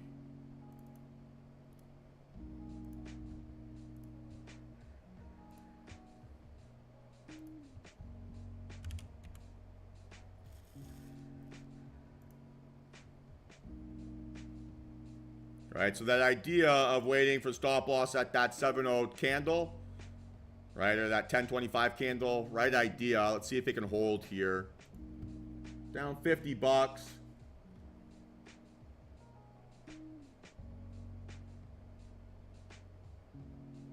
Okay, entry price. Come on, keep climbing here. Want to see it pop pretty aggressively.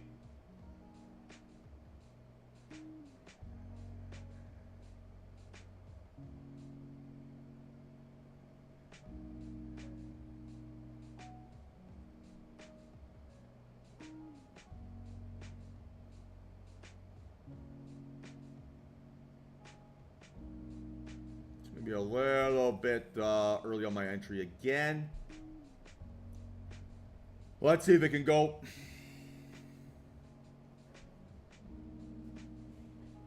Better. Much better. All right.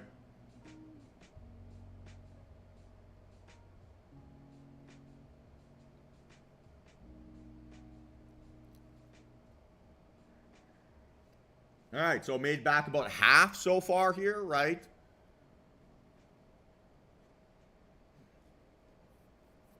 So let's see if this thing can keep pushing higher and set us up to be in good position here for follow through.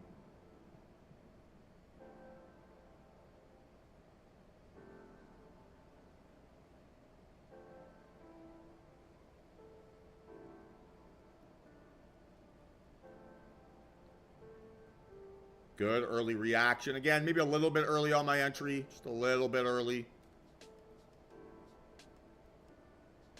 So maybe the chop of the market's well, not tricking me on this one, but making me rush just a little bit. Okay, so that's plus 400. Right, so getting close to making it back. But had I bought that 709, be green on the day, right? So kind of be a little bit frustrated sometimes with entry techniques.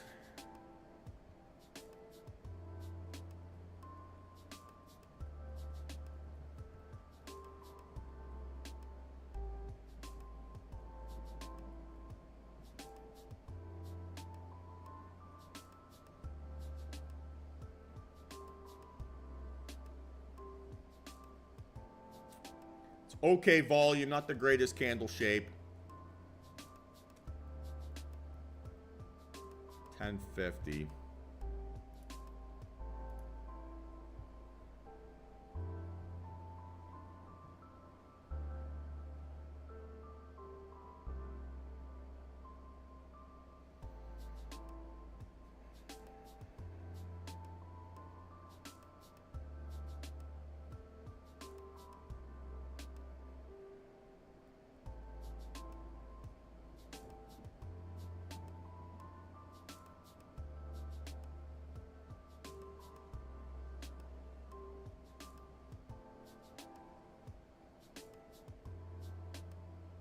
Need to see this 700 get defended with enthusiasm. Otherwise, I'll take my 10-point loss.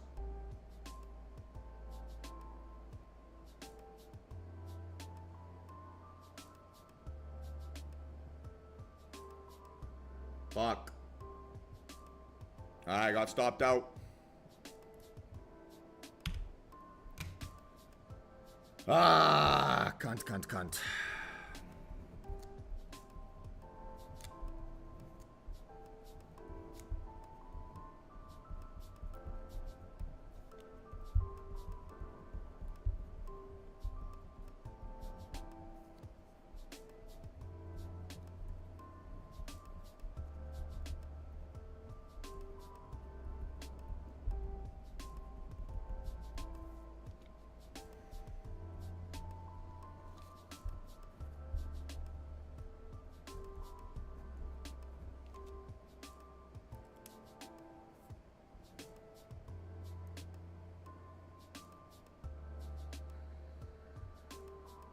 Dirty little fake out.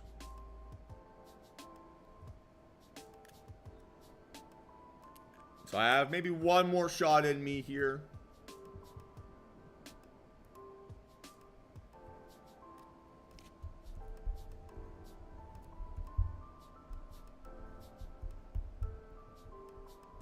So lost $617.36. So down about 1,200 on the day.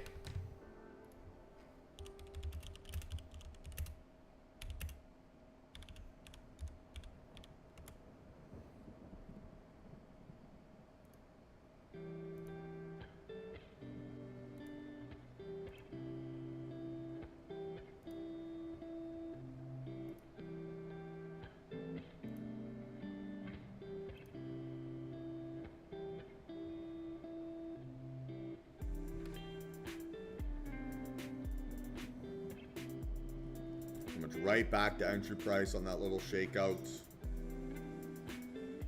Ah, it's annoying.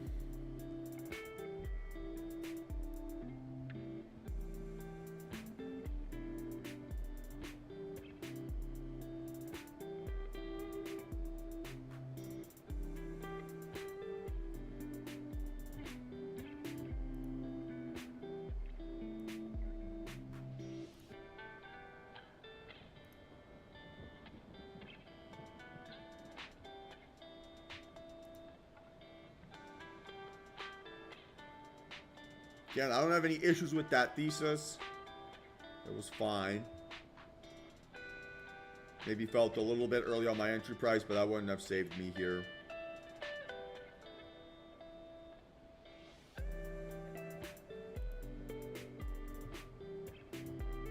Not a reversal there on the 3.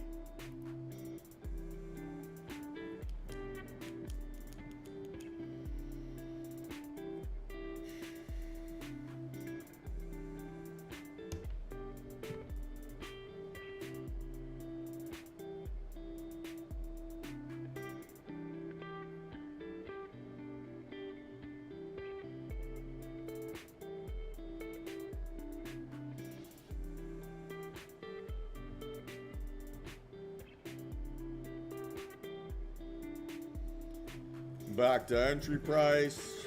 We got some work to do here.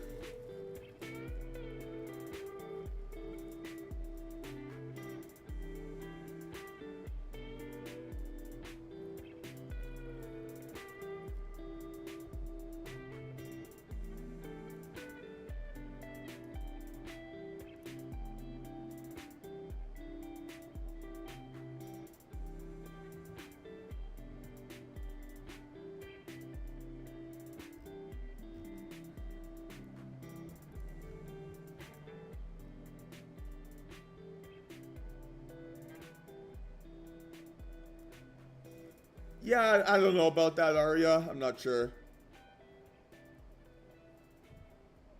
There's probably a little bit of confirmation bias with that here today.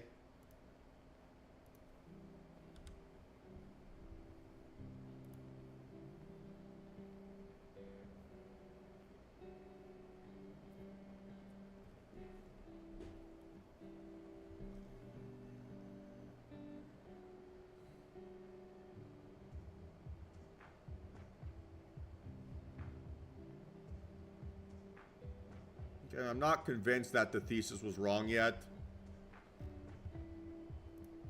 Probably just getting stuck maybe in a little bit of a choppy market.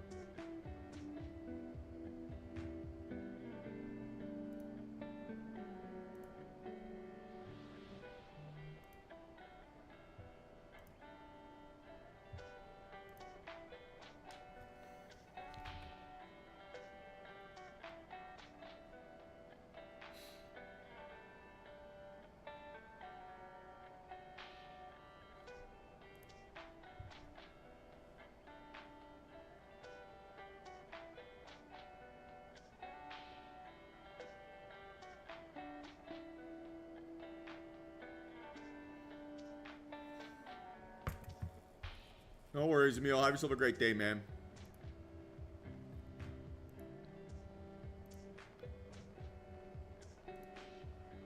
Yeah, I do feel a little bit unlucky to have gotten stopped out.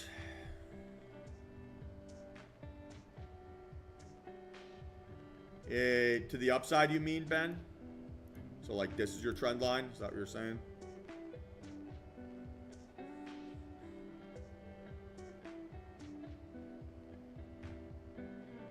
Yeah, for sure, right? That would be similar to the reversal narrative that we've got in play.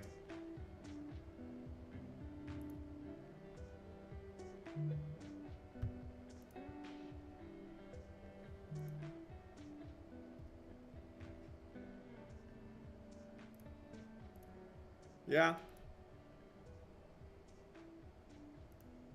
No issues.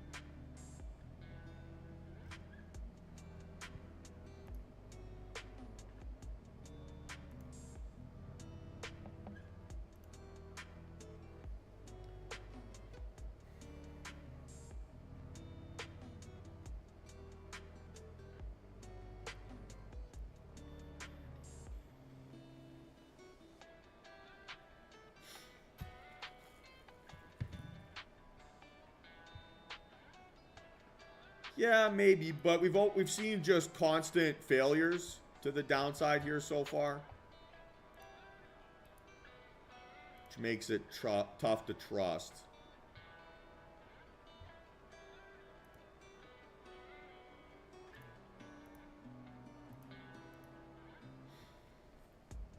Again, I don't think my thesis was wrong on that most recent trade.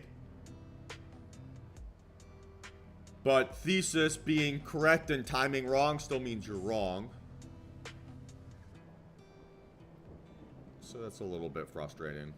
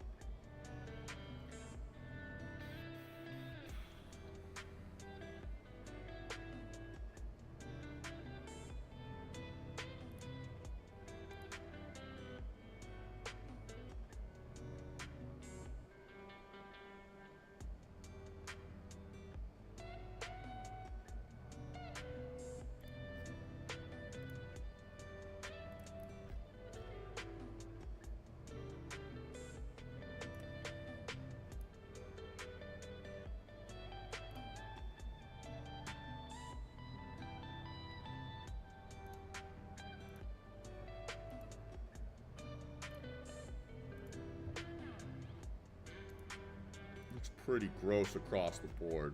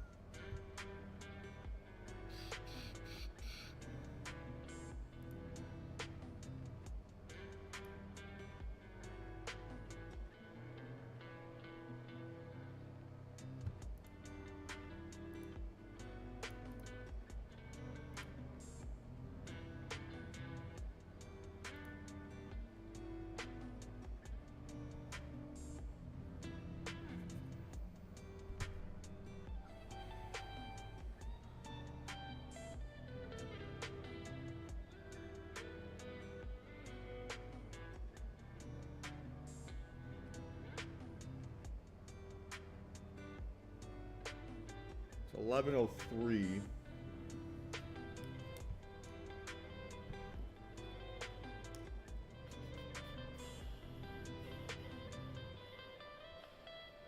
I want to see some violence here show up in price action. Otherwise, it kind of loses its appealing nature.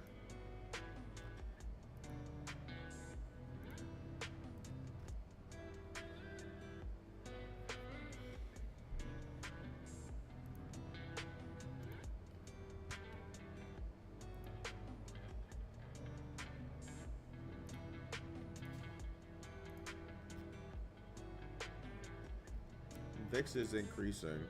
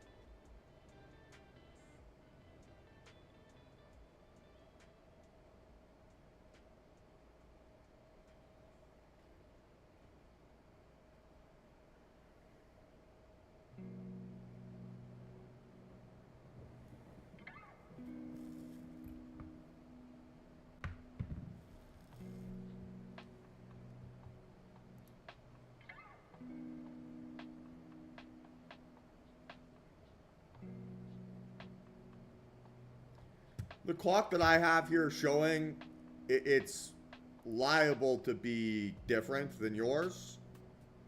And you have to understand that there is going to be a little bit of latency, approximately 3 seconds on YouTube's end.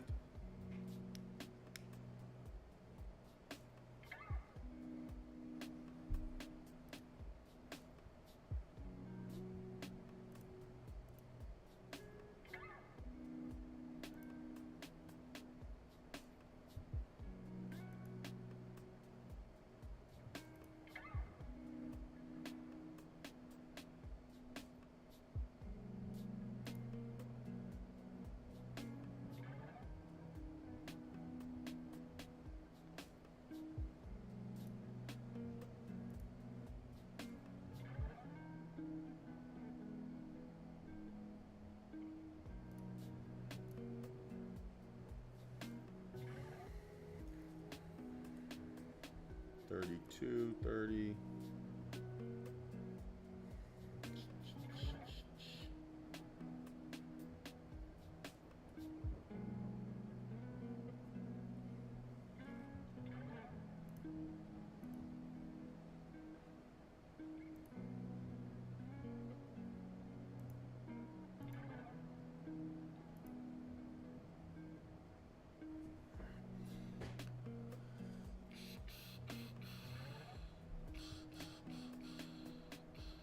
I got some volume. A high volume break and hold under that 700 maybe would be my most probable trigger at this point.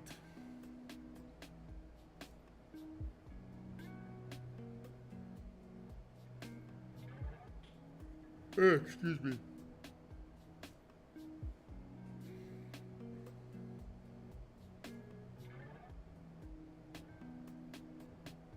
And again, if not, I'll walk away. Be up $300 on the week per account. Could be worse, could be better.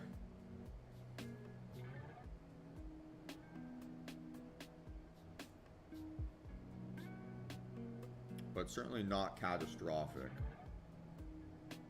And the difference here, right, versus how we were trading like a month ago, being down 0 for 2 on the day, obviously never feels good. But I would have been down 3K here at my max loss number.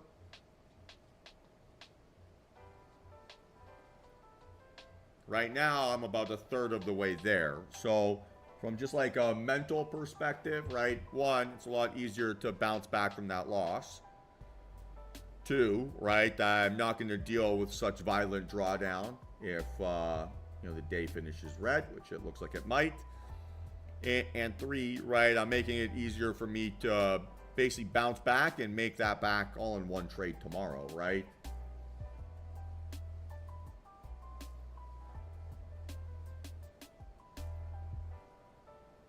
So every now and then we have to be okay. We're going to take hits. We're going to lose.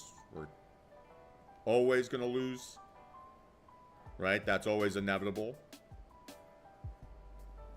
But when I strike out, I basically just can't be willing to swing at every pitch. I don't think we necessarily did that here today. No real issues with it. Followed my system, followed my rules. And so far I've lost in control. Is it fun? No. I mean, I kind of have like that, I don't say regret, but it's like, you're like, oh man, like seeing price action above my previous entry price, right, stings a little bit for sure.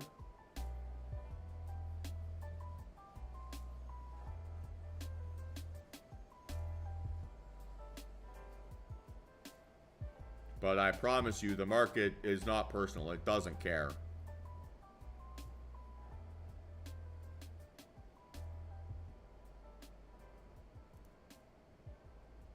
And every now and then you're going to deal with the chop day. You're going to get slapped around in the face. It happens.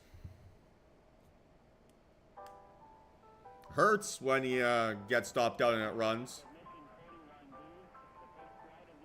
But that's the game we play, right? If we want to avoid that feeling, the only way is to stop playing. But I like trading more than anything else in the world, right? So I got to accept these pros and cons for what they are.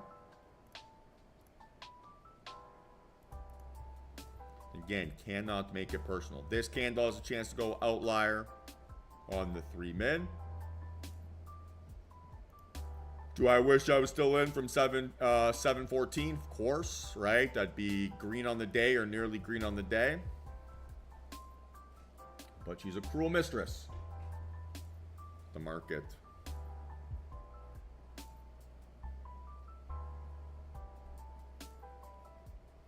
And it's trying to highlight to me what my flaw is, right? Today, my flaw has maybe been a little bit, I don't know, wanting to keep the win streak going, right? Wanting to keep the good run of form going. Not to say that I pressed, but I probably took on some trades that were like, 5 or 6 points early each one. I'm just thinking out loud.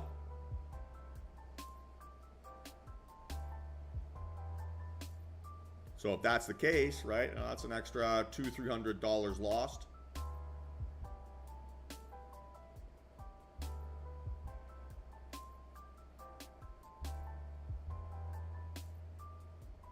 It's been close here.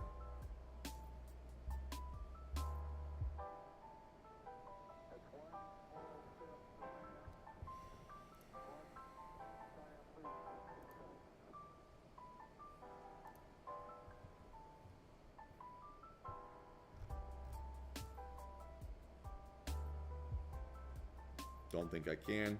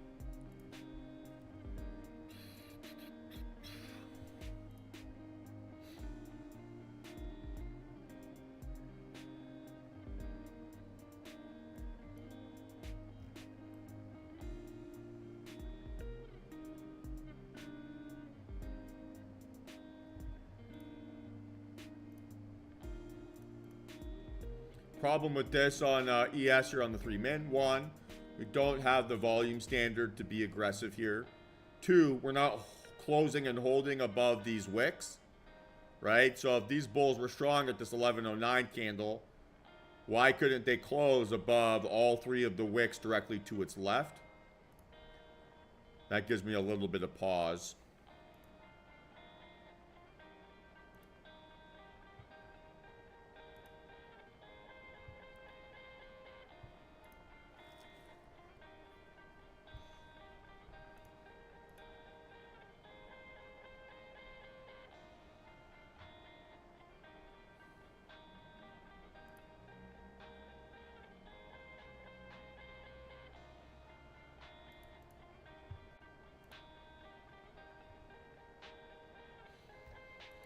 So again, increasing, but non-outlier.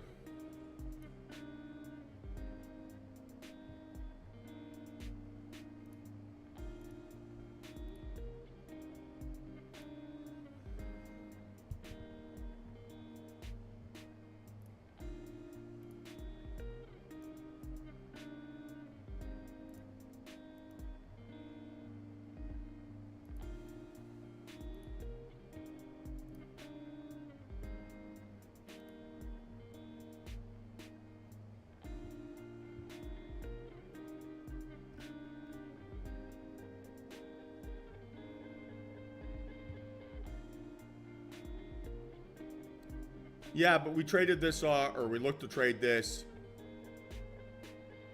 on this signal here on the 5-min at 1025. That was our most recent.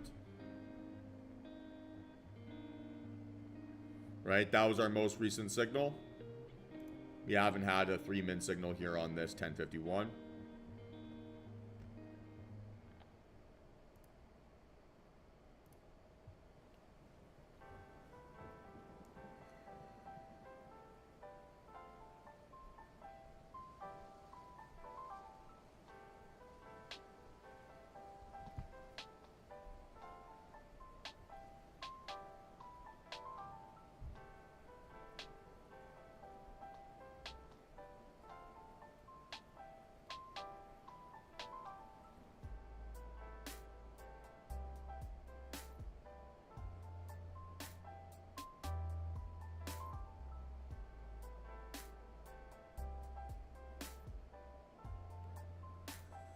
So this has a chance to go outlier here. Minute to go.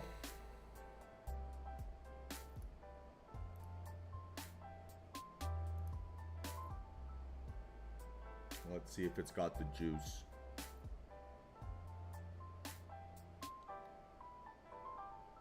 Oh.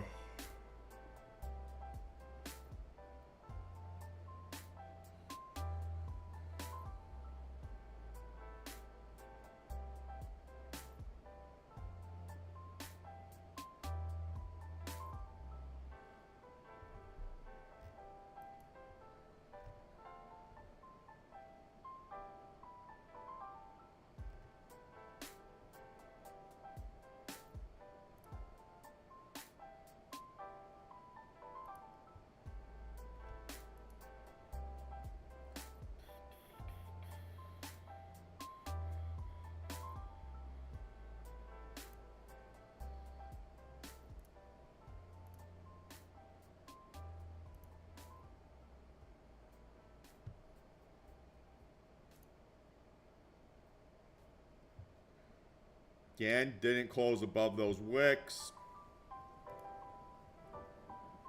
1018.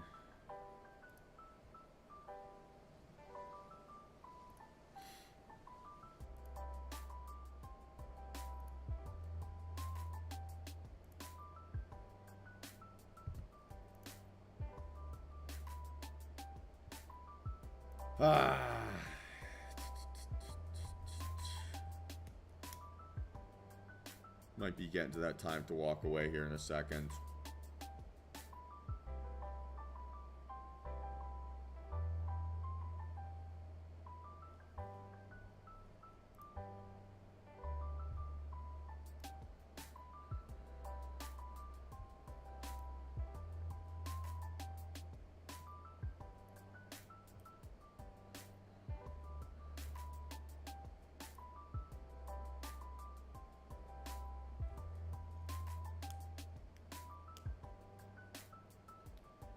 So unfortunately seems like it's going to be one of those days. Had the right thesis, had the wrong timing.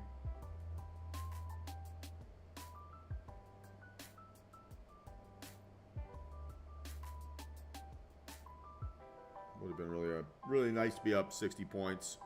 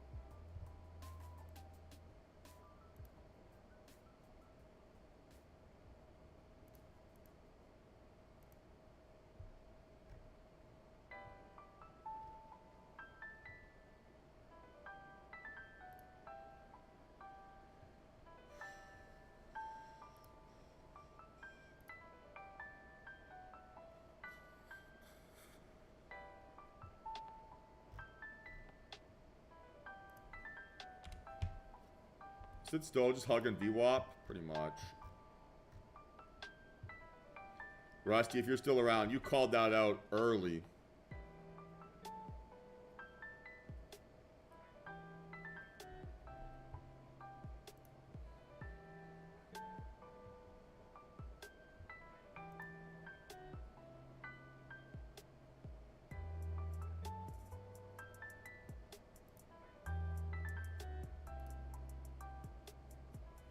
Such dojis.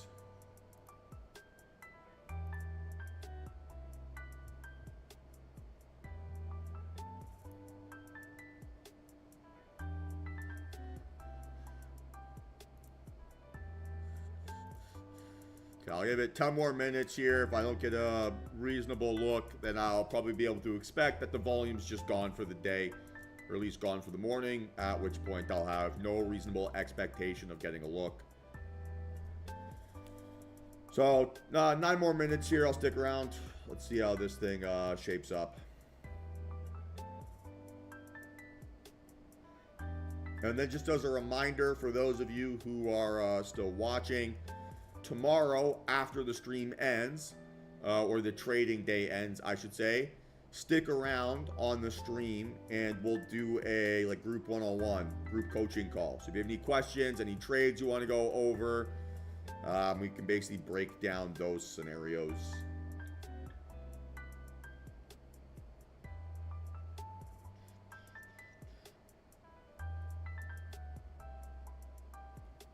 Fair?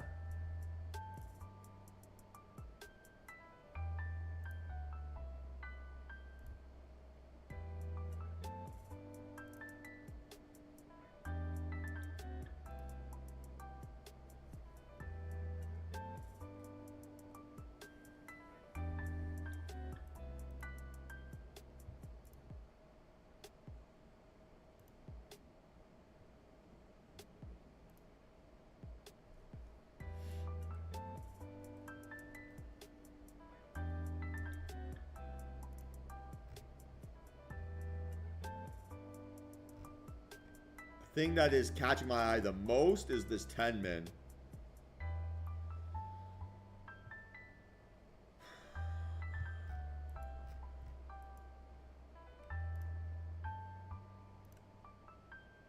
But the volume's not there.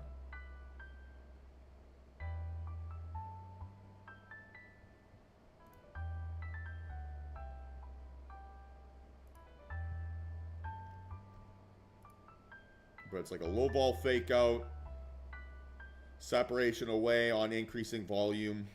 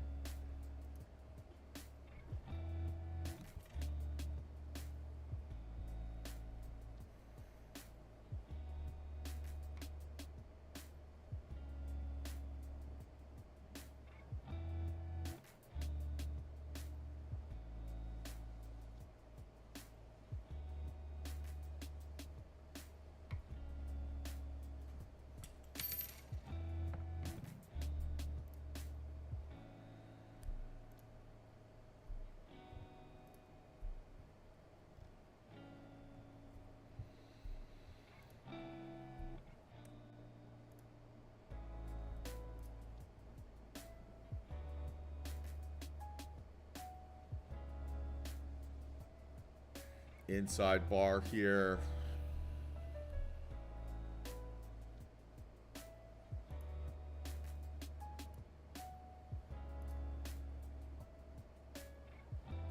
This is the only setup I think I have.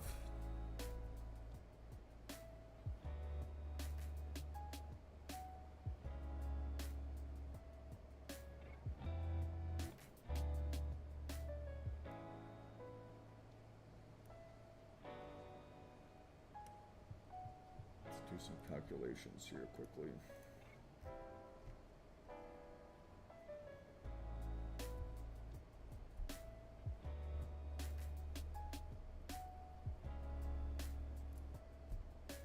So again, risking about 600 bucks. Elevator up, stairs down.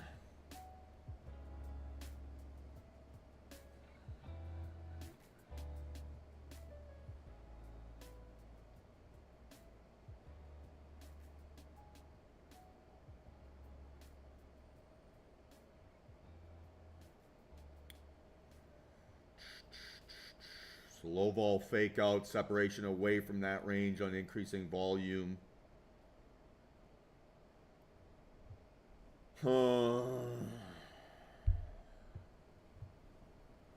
Like graphic wise, it's giving me that correct thesis.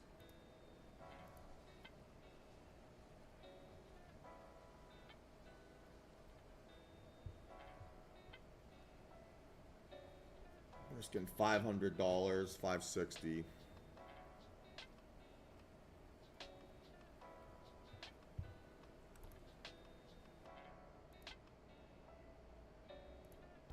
It's truly the only thing that's... Nice work, Herschel. Well done.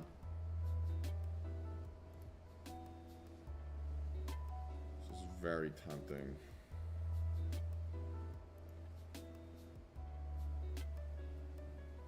The only reason I'm willing to maybe consider non-outlier volume on the separation candles because of the, like, the time frame.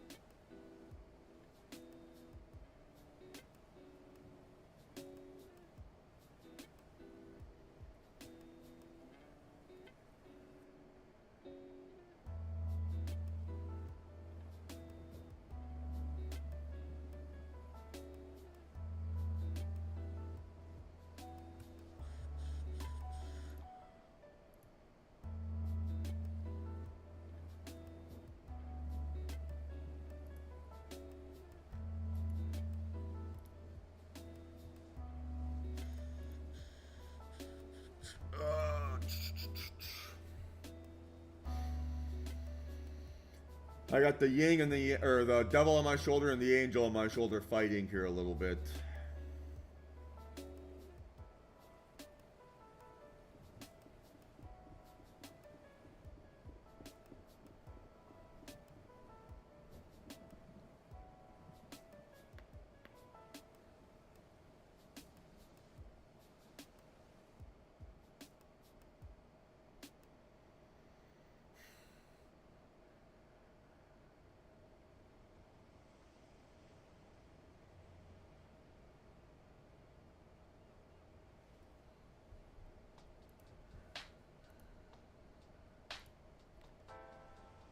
That's my supporting evidence.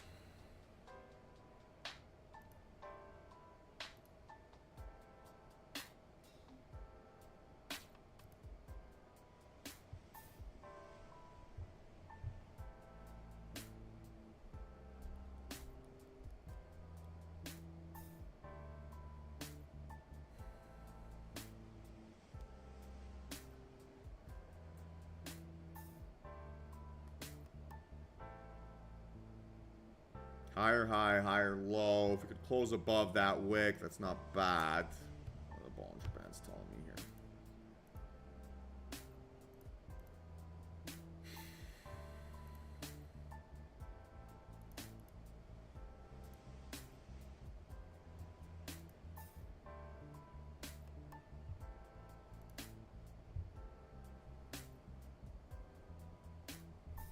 It's an okay close.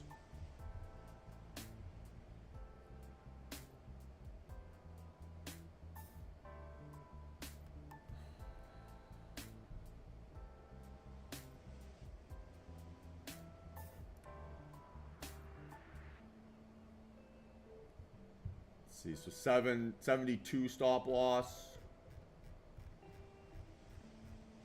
Right? See, this previous area of resistance now act as support.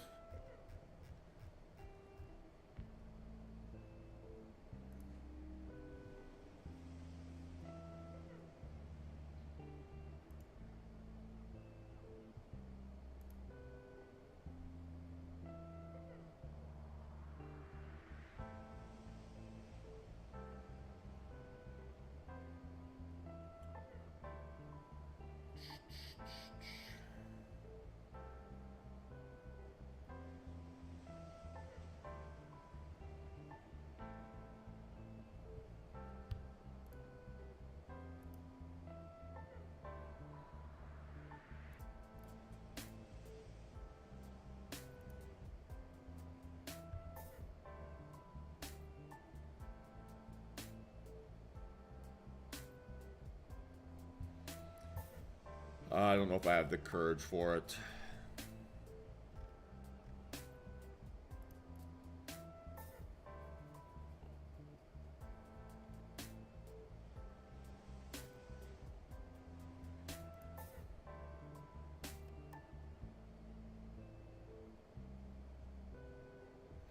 Yeah, I'm feeling a little bit like that too here, Rusty. Like I'm clearly trying to talk myself into something here.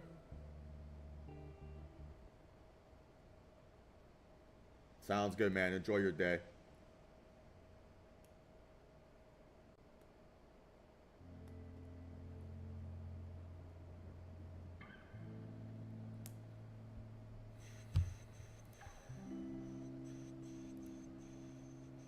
Huh. Interesting.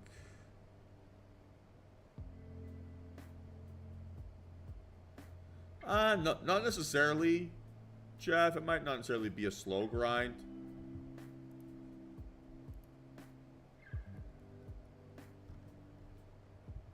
But I'm trying to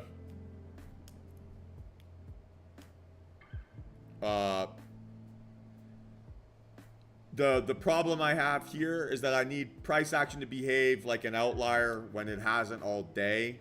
Now this 3 min's more interesting. You kind of have a cleaner signal. Held above that wick.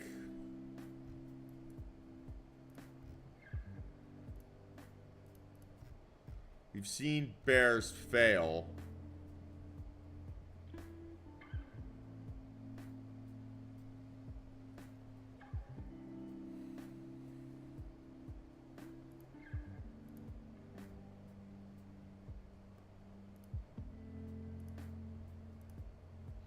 Stop loss has to be 66. 10-point stop. It's pretty tight. Ah, da da da da.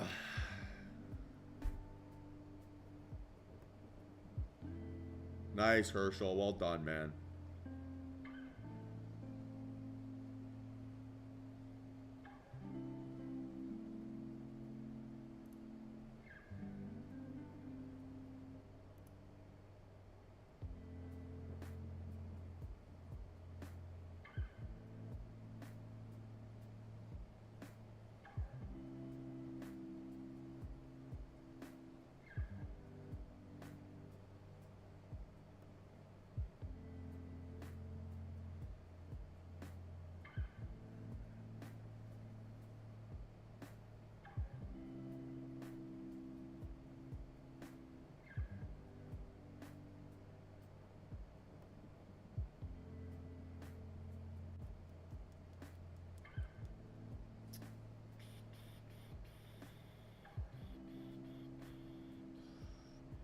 Yeah, we keep getting stuck everywhere.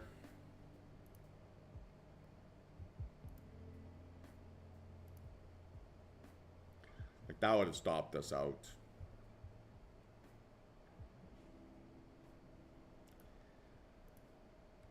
I don't think I have the, I don't think I have an A+ reason to trade.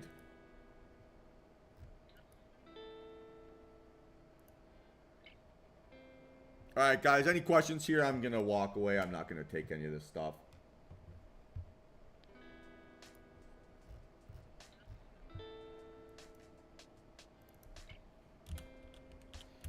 It's a chop day, and I've seen nothing to actually give me a reason to trade.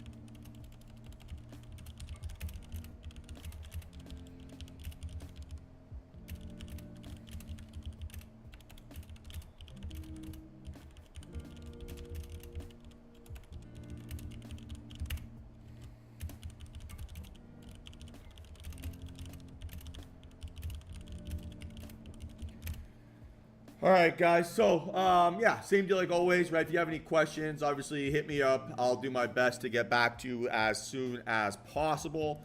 But, yeah, one thing that I may be noticing a little bit, let's do a control F. See if I can filter here.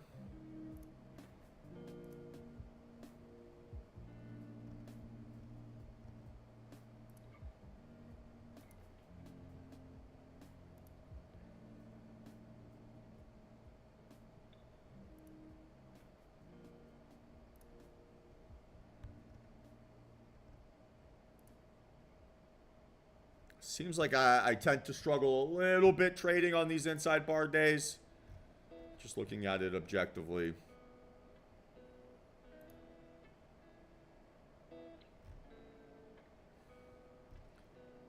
So you just get stuck in the chop, right, as it continues to struggle to break out from consolidation. And yeah, maybe that's something to think about or to study over the weekend, right? Why maybe that pattern is kind of hanging out. Ultimately, not going to complain too much. Kept my loser small. Took it on the chin. Not the end of the world. Not making a huge dent into my P&L here on the year. So that's fine. Doesn't seem correct.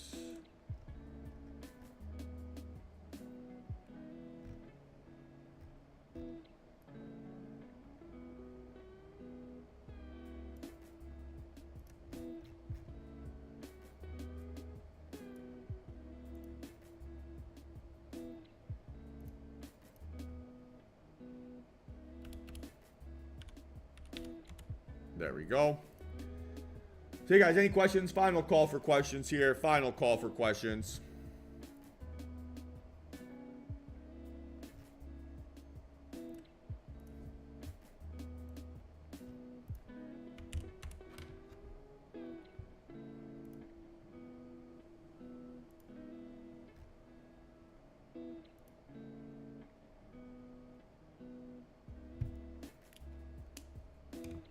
All right, team. Well, if no further questions, I'm going to kill the stream here for the day. Same deal like always. Right? If you have any questions, hit me up outside of market hours. And otherwise, looking forward to catching up with a few of you here in our one-on-ones later this afternoon. And we'll be back at it again here tomorrow. Not the end of the world, right? We're one trade away from being nicely green again on the week. Still green on the week here personally. But yeah, gave back a little bit of P&L here today. So it is what it is. But yeah, guys. Not the end of the world. We'll be all right. And I'll see you guys tomorrow. Peace.